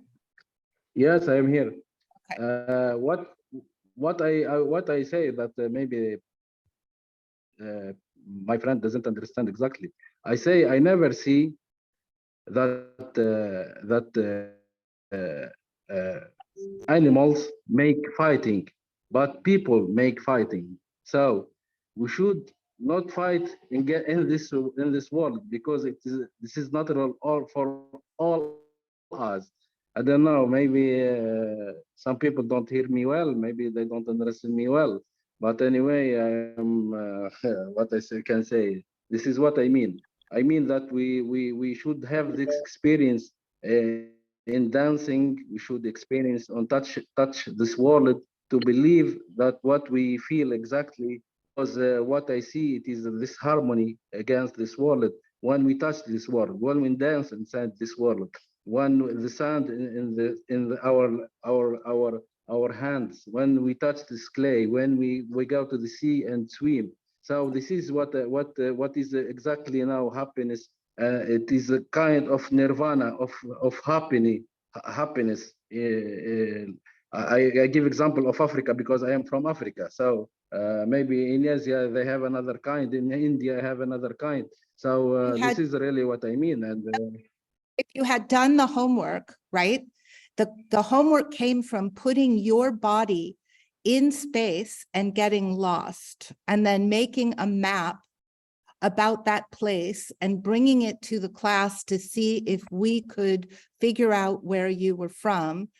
Then you were asked to find a post-human infrastructure artist that was a guide in some way for you to a kind of mapping or diagramming that came up in that class. So the reason why you come to class is to listen and look at how other people are putting their bodies in space and then making things that describe their own personal experience. So we weren't asking you to describe your mother Africa. That's way outside of the scope of where you could have got lost. And there's a logic to how I structure these classes.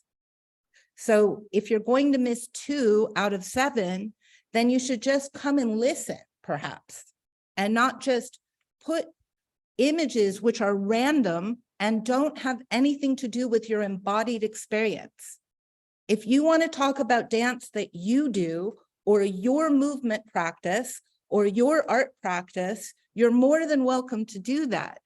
But to put source material on there that is completely disconnected from your own lived experience has triggered a lot of people, including me, and taken the time from the class in general, because now we have to orient ourselves around the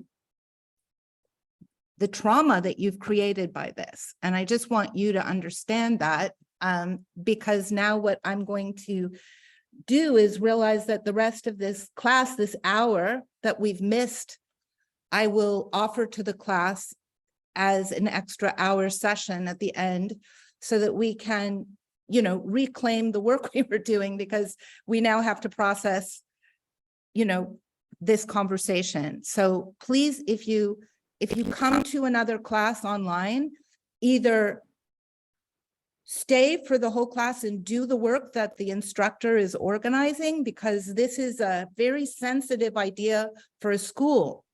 It's a sensitive idea to put out a call to the international community to come together to try and hive mind building a culture of care during a time of incredible precarity.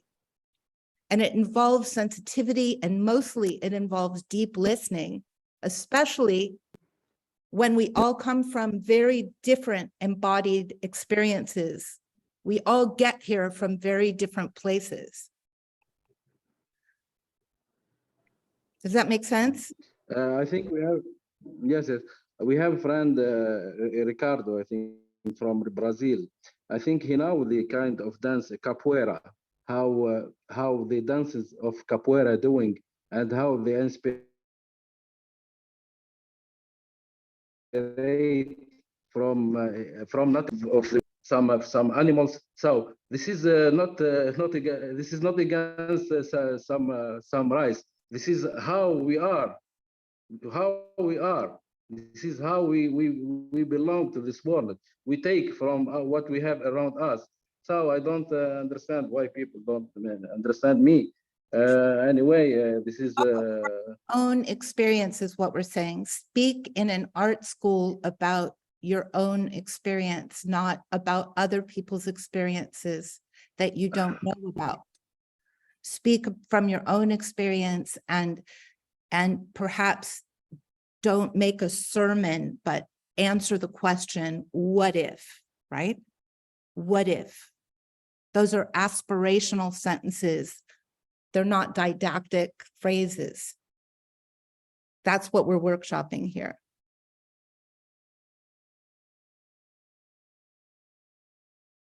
If there's a learning moment for you here, it's that we're asking you to keep the focus on your lived and embodied experience, your movement practice, your creative practice, your speculations. Open up to the idea of really being present in the here and now with us. And if you can't, then maybe just listen. There's a lot to be learned by listening. no, I think this is how can I say? I think we belong to this world. I am not. I don't believe about I'm from this world. All this world it belongs to me. So I don't think I am. North African. I am African. I am American. I am South African. South American. So this is world. All it is mine. So, and we are all brother and sister inside this world. So maybe this is the roles of your class I should respect. But for me, I don't believe that we have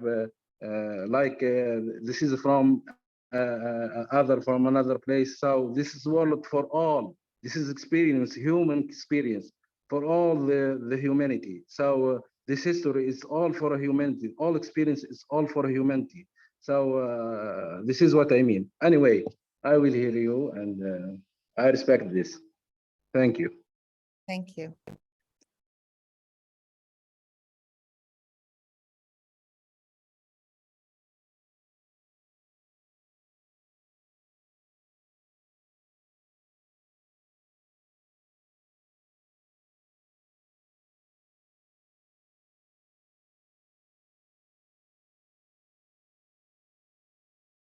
I appreciate that, what you said, Lauren.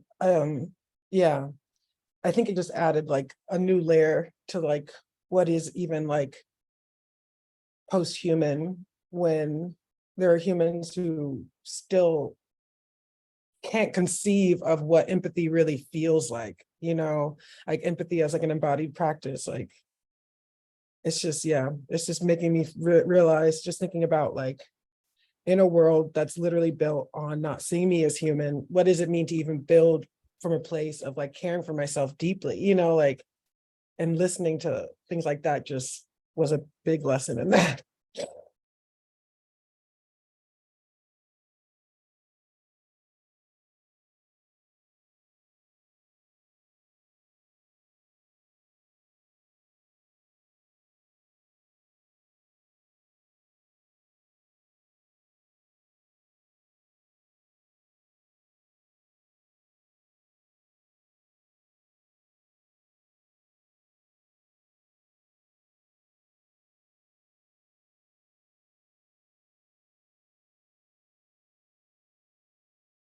I'd like to offer a breath work for the last 5 minutes of the class. I think it would be really lovely to process together what we've just been through in a nonverbal but present way.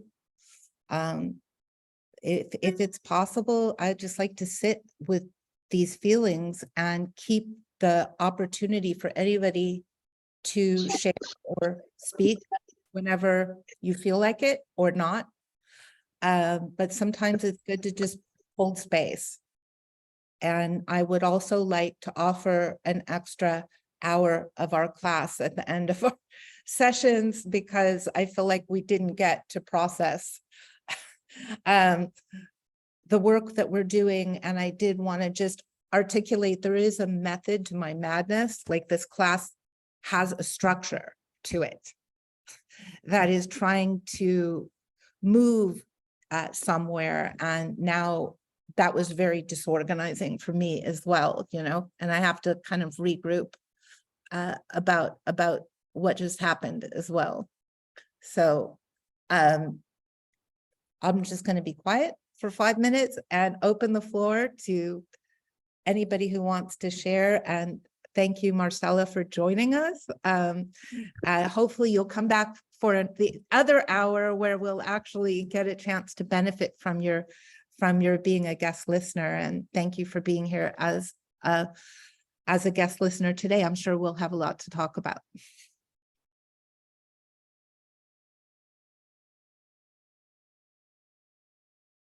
Well, I just wanted to thank you. What a wonderful conversation.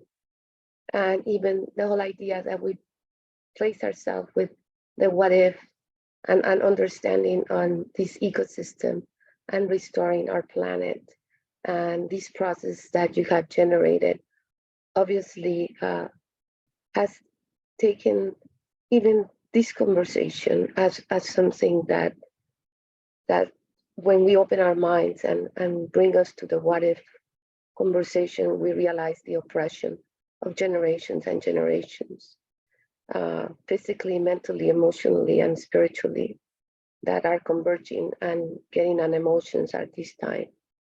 So I deeply appreciate it, and I'll be happy to come back. I look at all of your art, incredible assignment, incredible pieces of art. I congratulate all of you because that's the kind of extension that our brains need to connect with our planet Earth. Thank you.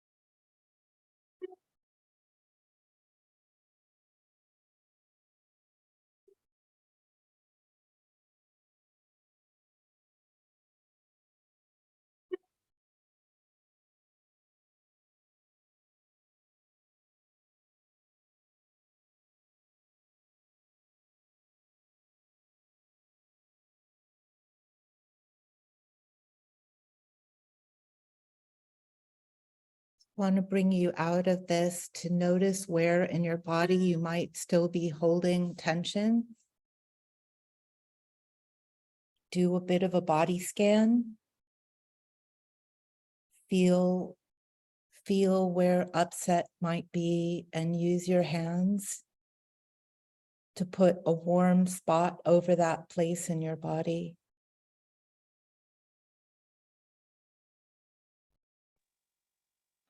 Hi, Lauren. Please again. I want to say sorry for Jasmine. Maybe she don't understand me exactly. I am sorry for everybody that did not understand me exactly. But really, what I mean, it's very humankind that we should share and be happy about this. I am very sorry for anyone don't understand me what I mean exactly. Sorry again.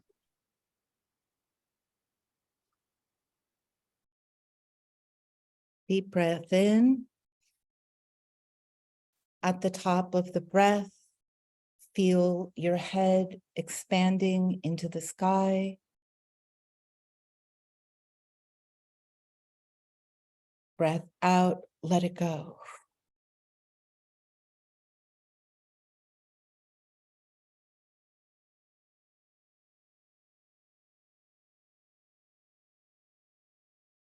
One more deep breath in.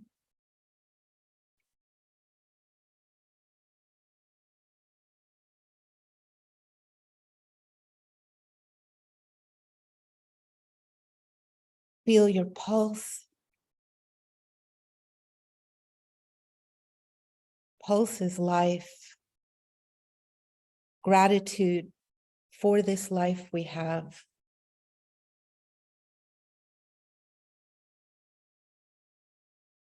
Exhale.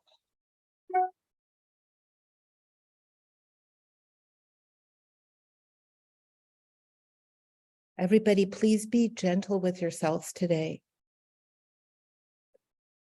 Your homework is to invite light, invite love, invite healing into all the spaces that have been triggered. That is a real journey we all need to take into our own histories of trauma and our own histories of repair.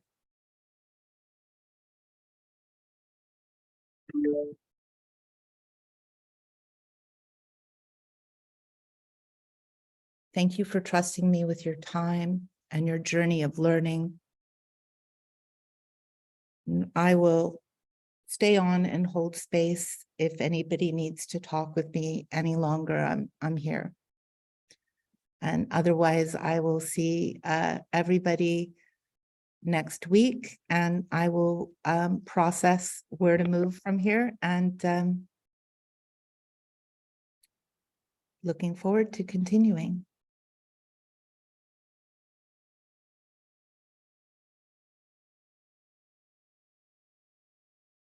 Wonderful work, beautiful art. Thank you all. God bless you.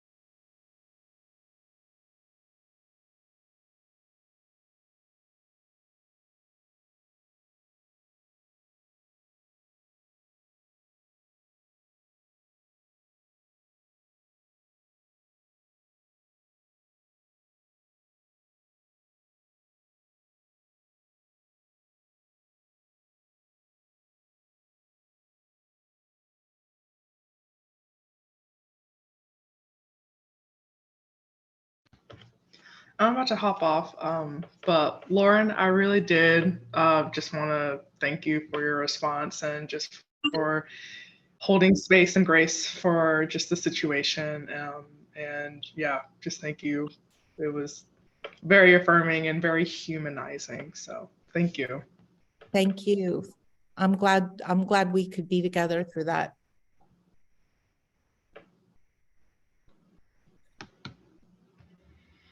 Anyways, have a good one.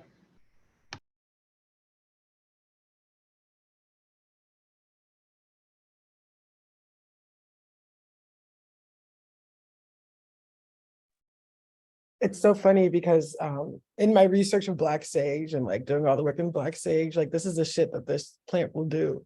It'll bring everything up to the surface. Like if this plant don't play, even speaking of the plant even shifted a lot for us. So that's just the power of this fucking plant, I guess. Sorry for cursing so much. I feel like I'm still kind of like coming to a sense of okayness. You can curse as much as you want. I think that you use language beautifully, and I always feel the words and they uplift me. So please feel welcome. Any form of expression is completely fine.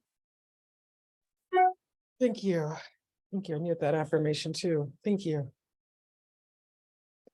And Black Sage is powerful. It is interesting that it was like Yeah. it's like Even speaking of its what ifs brought up so much for everyone. It's very wild. yeah.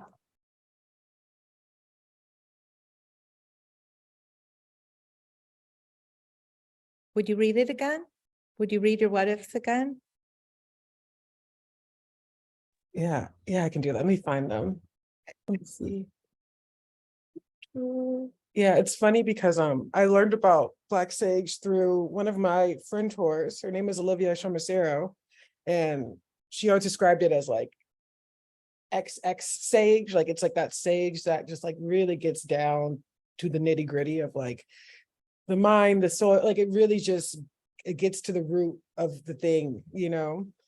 And to reclaim it, what'd you say?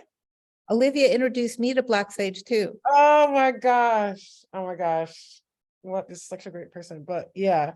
So what I'm trying to do is like make it Black again. Like this is a Black plant. But I'll read my what ifs. Yeah. Let me see. What if Black Sage was Black? What if it knows our languages, heals our souls as kin? What if Black Sage is the plant ally that helps us heal our psyches? What if listening is just holding knowledge? What if there was a mountain of Black Sage in Compton? What if there were no gangs at the parks that kept me from the parks near me? And what if like plants are survivors of trauma? What if plants help us to even find our voice as survivors? So the last part was still kind of like goopy, but what if this was the Black Sage? Beautiful. Black sage is one of the things that has come up here on the moon after being buried for 80 years in the LA River. So black sage is a survivor plant in this ecozone where it can have no light and no oxygen for 80 years and be removed in a debris bucket to a parking lot, a vacant lot, and with just sunlight will re-germinate. And this place is full of it. So it's one of the really, truly great emblems of reparation and restoration and regeneration. And it is totally expansive of consciousness. Being around it is just like, but it was interesting for me because when I taught a course last summer in New York, I brought some black sage from here to the talk and passed it around the room. And afterwards, one of the students asked if she could talk to me, and she asked me why I brought a native plant to a talk when I'm not a native person. And I said, you know, that's a really good question. I hadn't thought about it that way. I wanted to bring something with me that came literally out of the rubble of the river to share, because it has such an expansive quality. And she thanked me for that. And then she said, why don't you bring a plant from your own culture, right? And that got me started on this journey to find out what my own culture was, because I actually didn't know. Besides being Jewish, I didn't know pretty much anything about like where, who, what, especially what plants were associated with that. So that's why I was kind of saying that these classes and these engagements in the world can be an opportunity to learn something, right? About how an innocent gesture of bringing something from one place to another can have a completely different meaning to somebody receiving it someplace else who isn't here. And how much I learned when I discovered that for me, what my ancestors would have brought for ritual would have been roses and rose hips. And I didn't know that the garden in my house that's full of roses, as a I didn't put them there. But the fact that I had them took on a whole new meaning for me once I understood that actually would have been for my great-great-grandmothers an incantation. And it took on a completely different meaning. So, you know, these are all opportunities for us to learn about why it's so important to be precise in our embodied experience, right? Because these are gateways to expansion and knowledge about the depth of ourselves. And we don't even know how much reparation, you know, my great-great-grandmothers were severely punished for their incantations around babbling brooks in Lithuania and their use of roses. So I didn't know to what extent their incantations created a trauma line that I carry unknowingly until this person called me on bringing black sage to a conference and not understanding what it means to her. And the only way you know these things is by learning them. But if you can't listen, you can't really process that, you know?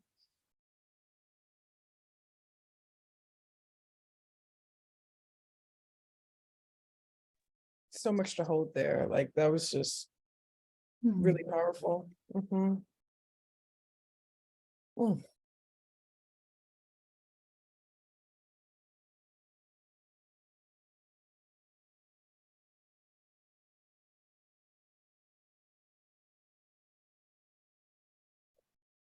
Add something to that. Thought Lauren is, you know, at the moon, we've been working on trying to identify which plants are native and which ones are invasive or naturalized and identifying them. And it was interesting to me. Some of the ones that aren't native to here, I felt like such an affinity to, and then I started looking into them more and I realized they are native to Armenia and they were brought here. And it was just such a strange feeling of learning that, because I was like, oh, why am I so drawn to these particular plants? And it was sort of just like a very strange experience understanding, because I also don't really know much about the plants in Armenia. I had to look into it, but you know, I've had like generations and generations of family from there, and I'm the first. I mean, I was also born there, but I moved here when I was 1, so I there hasn't been any generation that was born in America, but it was just a strange feeling of connectedness. Surprised me. Wow, Yeva, your share just really inspired me, and Lauren, your share did as well. The question arose, has anyone ever heard of this practice called gemotherapy? It's a little obscure, but it comes from Romania, and it has to do with these women who would make, predominantly women who would make tinctures of the stem cells of plants, and then they would put them back into the bodies of people who needed healing. And I went through one of the processes just because I'm a consummate curious individual. But the one gemma, or the one plant that was missing from my matrix, was lingonberry. And lingonberry is directly from Sweden. It's normally associated with pancakes, but that was what was missing in my field of utility. And they were like, oh, this one's for you. And I was like, wow, that nail on the head. And, you know, chink. And you just take a couple of drops under your tongue, and I taste it still sometimes today. And it's like an instant reset. It's in fact, I'll go get some after class. That's that ancestral plant lineage is beautiful. Thank you.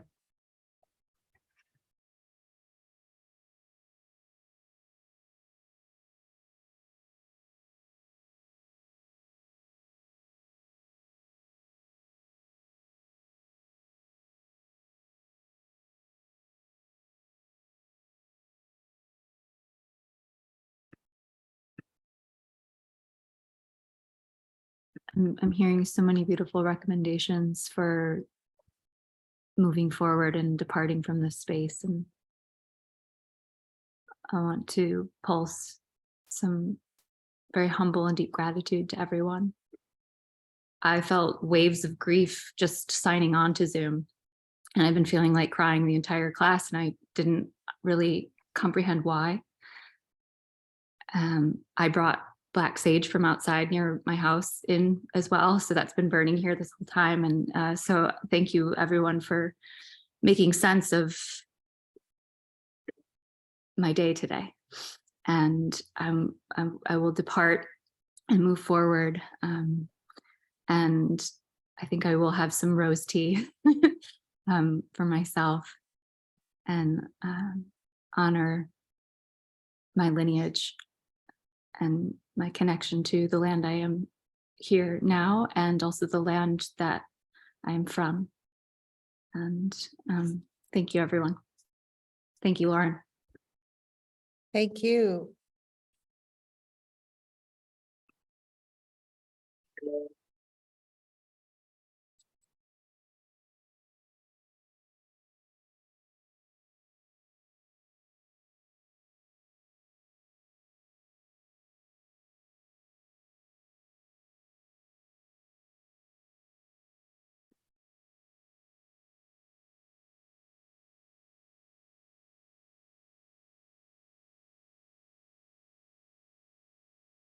Sometimes in my dance practice, we have a saying that I use and have used repeatedly, and it's useful after a big thing comes up, and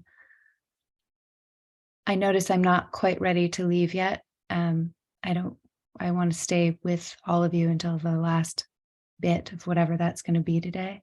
But the phrase is, I'm still here and I'm still breathing. And we put one hand on our heart and one hand on our stomach. We just say that phrase until it kind of confirms our very life force back into real time and real space. And like, oh yeah, I'm still here and I'm still breathing. And that was a big conversation today that metabolized and taught me a lot. And I'm still here and I'm still breathing. And thank you for still being here too.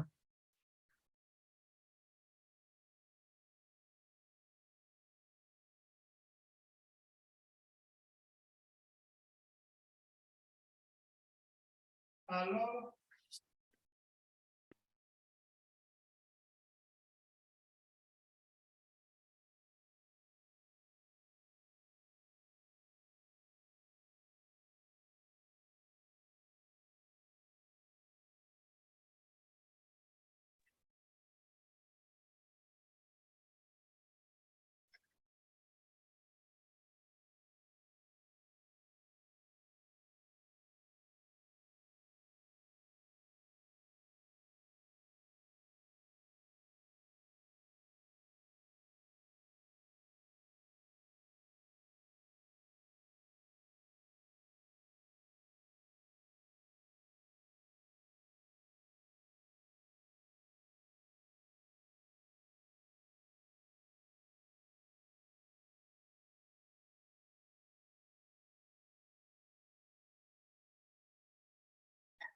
I'd like to share, there's a story that came up related to, it's Teresa, you were talking about the green gardening suit, right?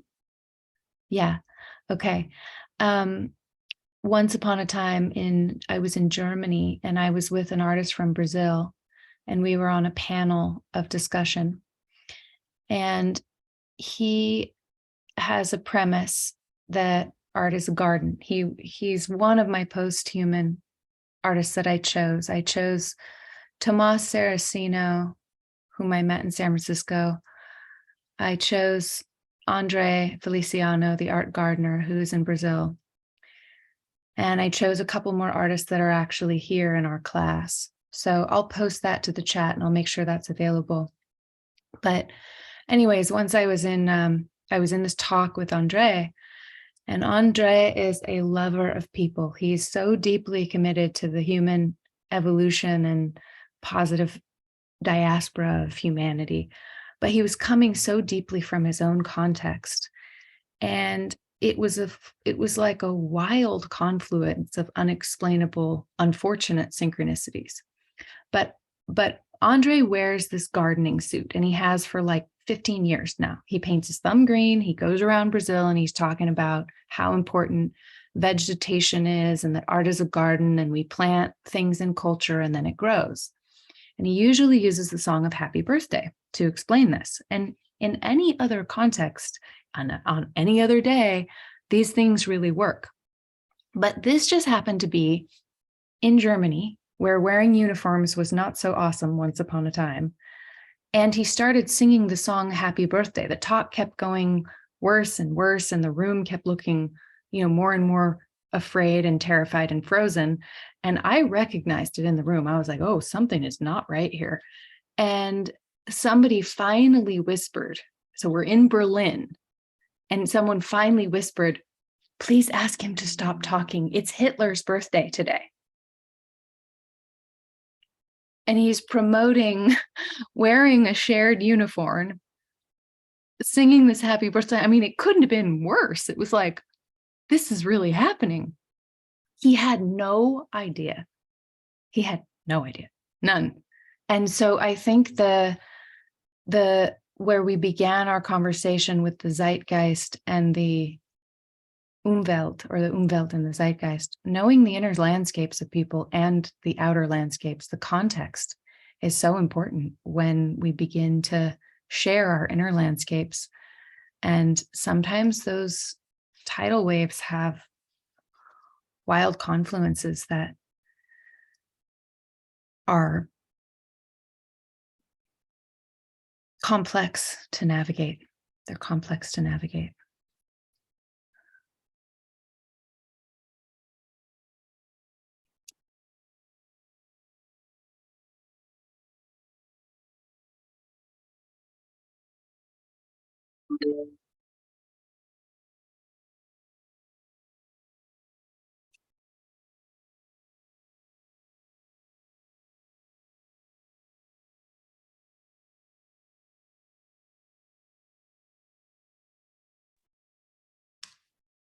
I'm feeling very vulnerable, and I just hope I didn't make it worse by sharing my limited understanding of the diaspora of African dance.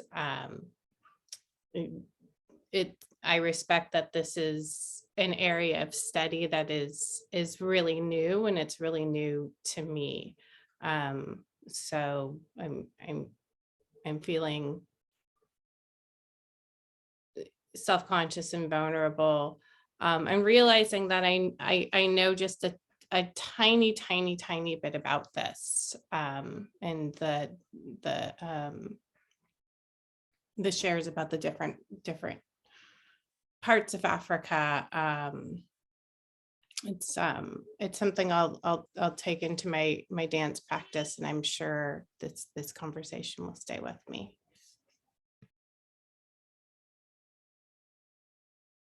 I can only speak for myself, Teresa, but I received what you shared as just sharing what you know about those images. And I didn't personally feel that I didn't expand upon that any position. I received it as a share and an interpretation. So for myself, I'm just thankful that you brought some of your own mind to those images, and that's all you could do. I appreciated your share because the complexity of the situation was vast, and it offered more possibilities and a way forward, and more insight from a different perspective, from a dancer perspective. So it was useful for me. Yeah, I also want to acknowledge the feelings though, right? Yeah. About the complexity of like, what do you do in these situations? Like, what is the right thing to do? Are these moments to show like withholding that? Because does that, you know what I mean? There's all these like, what if you've just now covered the injury? You know what I mean? I've been in these situations where afterwards I also feel very vulnerable because I realize that they're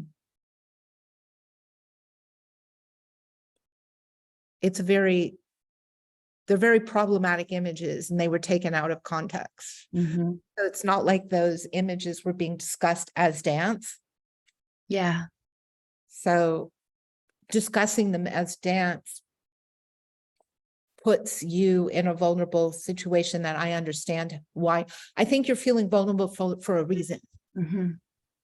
You know, so I want to also acknowledge that while I didn't take that way, I know that feeling that you're feeling of like, well, how do you like know whether you've just in a way made a case for those images being okay, you know?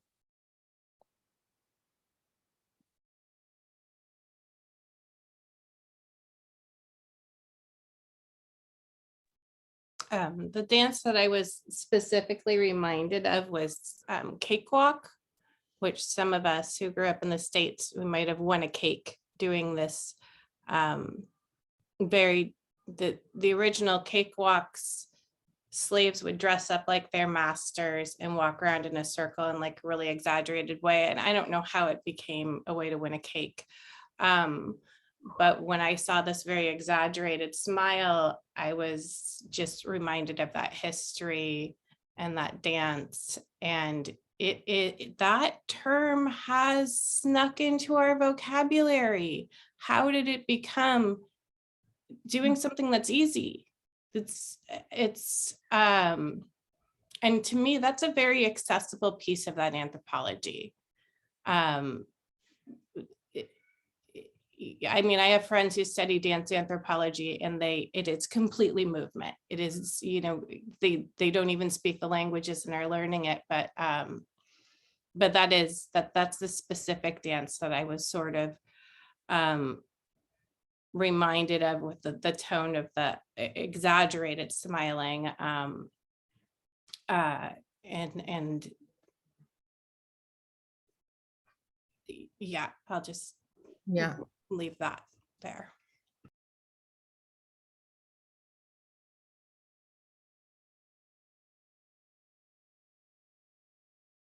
Thank you. Yeah, thank you for sharing that. I did some seminars with white people for Black Lives a couple of years ago, just to learn about how not to use my education to cover up the feelings of guilt that I feel in being associated with the violence that sometimes comes up with images like that, you know, because like what the trainer was trying to facilitate was that sometimes I will try and use the education I've been given to kind of make a case for like lessening the blows, when in fact they just wanted me to like maybe not default to those, like my Libra-ness, where I try and kind of find balance. Like it's in me that I want to like make a balance and make it okay, and kind of that they were suggesting that maybe I, you know, don't, that I try and just sit with the discomfort. And I find that really, really difficult. And today I found that extremely difficult to just kind of like, okay, I have to just completely abandon ship here of what I thought I was doing, because I cannot like just continue when something has happened, you know? So that training that I did with white people for Black Lives came in handy for me today, you know, and I feel like one of the things that I need to do is remind myself I need to keep doing that, you know, to be an ally, to sit with the discomfort that not having dark skin means I don't have that primary experience, but I can sit with and beside people who do and hold space for that those triggers, you know. And it's really hard not to fix it or want to fix it or want to rebalance it.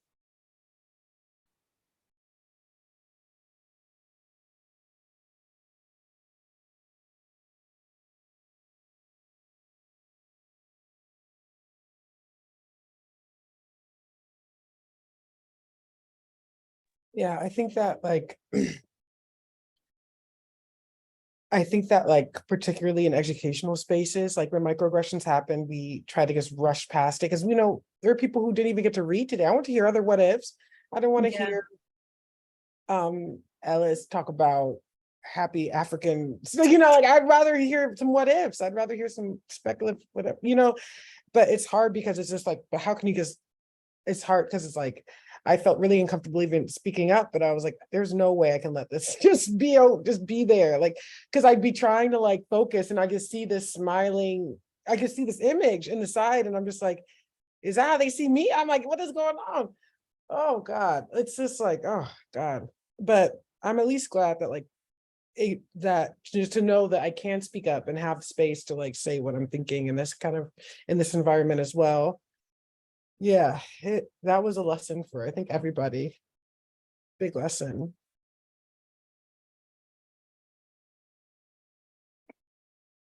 I'm suddenly reminded of the book by Yvonne Rainer, Feelings Are Facts. And taking that time to really wait, like, no, I'm actually really feeling this.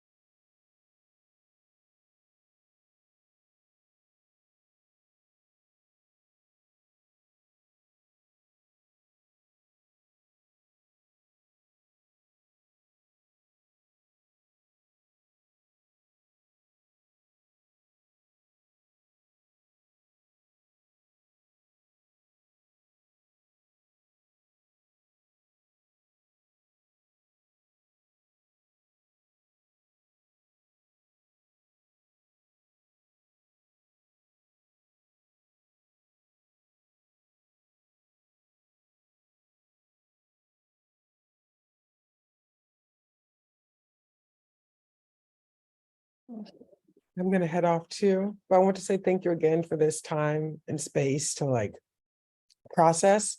I think that it like changed something in me to know that like, yeah, that my triggers can be worked out in collective things, you know, like I think that's one, so it's one of those big life lessons that I will always be learning, you know, how to trust people in the healing journey, you know, like that, like, you know. But so this was a beautiful, beautiful lesson in that. This was a big lesson of that what if, like, you know, just knowing that, I don't know. It was a really powerful day. So thank you. Thank you for facilitating and for offering this after too, to just aftercare. So important. It's just so nice. Sometimes we just need to hold space for each other as human beings, you know? Mm-hmm. Mm-hmm. I just felt really like the captain of the ship because this is my class and I'm going to go down with the ship. That's like, you know what? I'm going to be here till I'm not needed. And that's my responsibility. And I feel I could feel a transition a couple minutes ago. I was like, oh, okay. I think we're getting to a place where we're ready to go. You know? I could feel it as I look out at the non-existent mountains. Smog has moved into Los Angeles. I'm like, wait a minute, where did the green hills go? Oh my gosh. Brown, and then you can't see beyond them because the heat has brought the smog. And you know, that's that, like, what if we could always know that all of the stars are there every night, even if you can't see them? And what if we know that just behind that hill are those giant mountains that still have snow on them? If we could know that the air is fresh above that smog layer. It's an embodied practice, really, really, really. But I think the what if's a really, really powerful exercise. And, you know, when I say them, I feel that those dot drawings that Jack had done with all the connections go out from them. Yeah. And that's kind of, I think, you know, what we'll come back to next week. I think we'll reinforce and just go through the cohort and go, what if, right? Because that is building a network outside of the notion of a project, right? Yeah, exactly. Like I think that what if allows for blooming while should is a boxing, you know, like these small shifts can really change everything about life.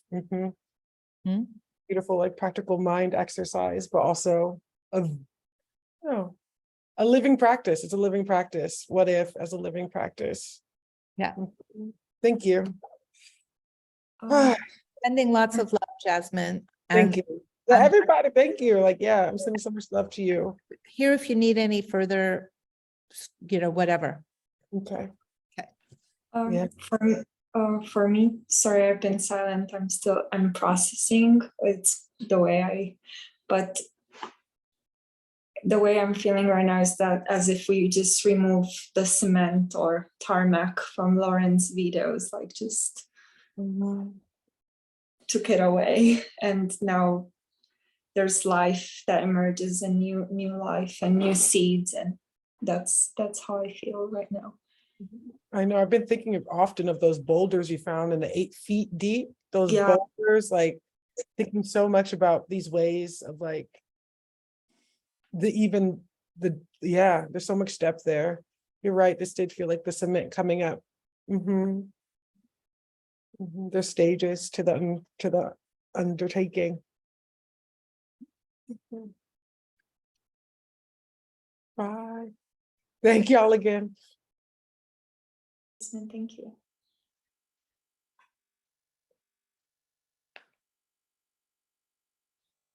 Woo. Well, just another day at the office. Oh, Captain, my Captain. Just shoot me. Actually, do we have maybe just a few more minutes? I would like to read you something if it's okay. I read this to the group. Yeah, okay. This is the coattails of my post-human infrastructure. I can already feel the emotion, but it feels important. So I will send this over.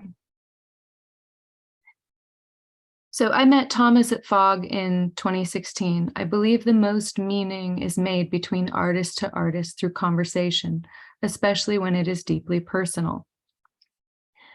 For my post-human artists, it is the following.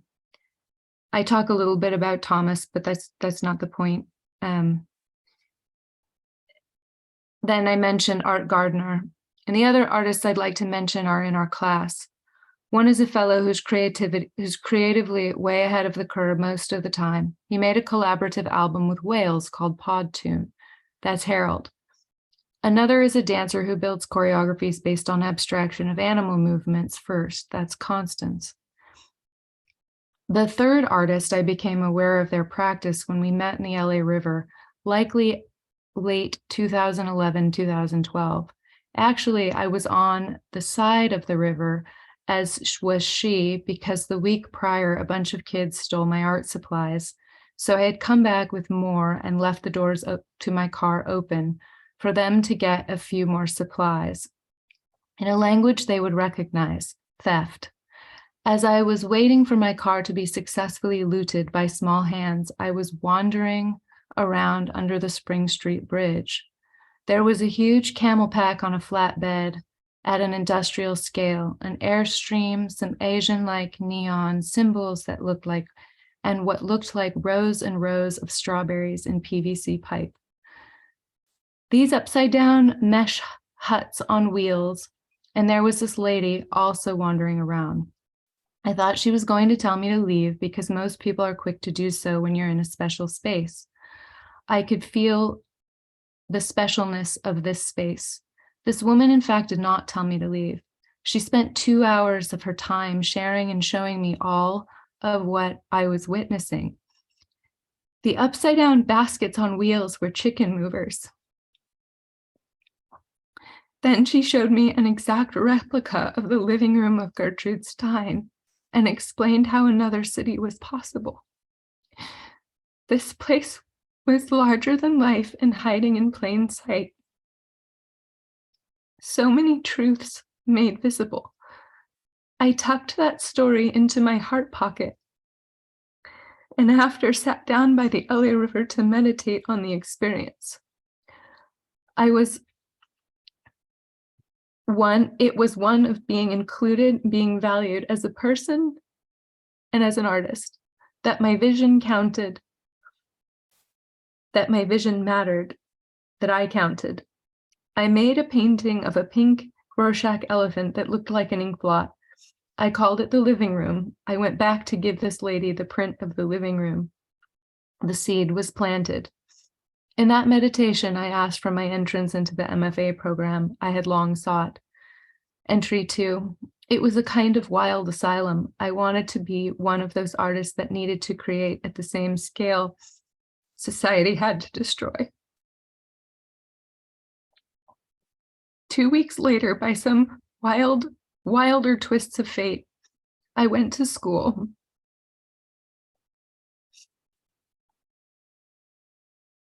And maintained my connection with the LA River. It would generously take me to several years and many other waterways and systems and groups of people doing amazing things. When I returned to the US, now much more knowledgeable about the world, the art world, and my position in it, I went back to see if I could find this woman, to see if she remembered me or the elephant painting. To thank her for that conversation because it shaped the direction of my life. That night, they were having a dinner, and oh my God, screen printing. It was a busy night. I didn't see that lady. I asked around, but maybe I had gotten it all wrong. Maybe I had dreamed her up. There were so many people. They said come back next week, so I did. I got into meeting all the folks and sharing stories from the road. My, how this had grown.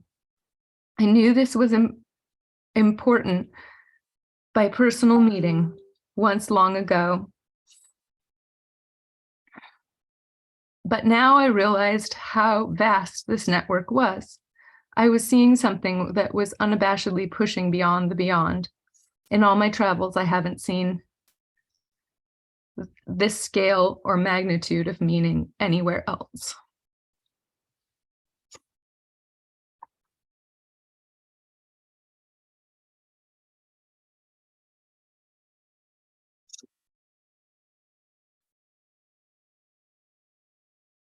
Thank you. What a gift.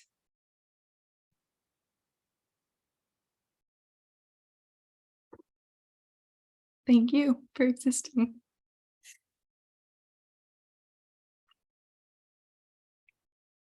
Thank you for seeing the magic all around you, everywhere, and every little nook and cranny.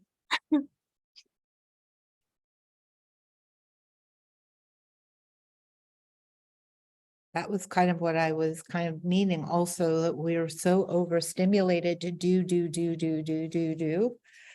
That sometimes Jimmy, sorry. Jimmy, you are artist. You can say what we Elliot, have in our mind. now I'm just with, going to say, be quiet. Shh, just be quiet. Shh. That's what I say. Okay. You can say what we have in our mind by yourself. No more Thank you. talking. No more talking.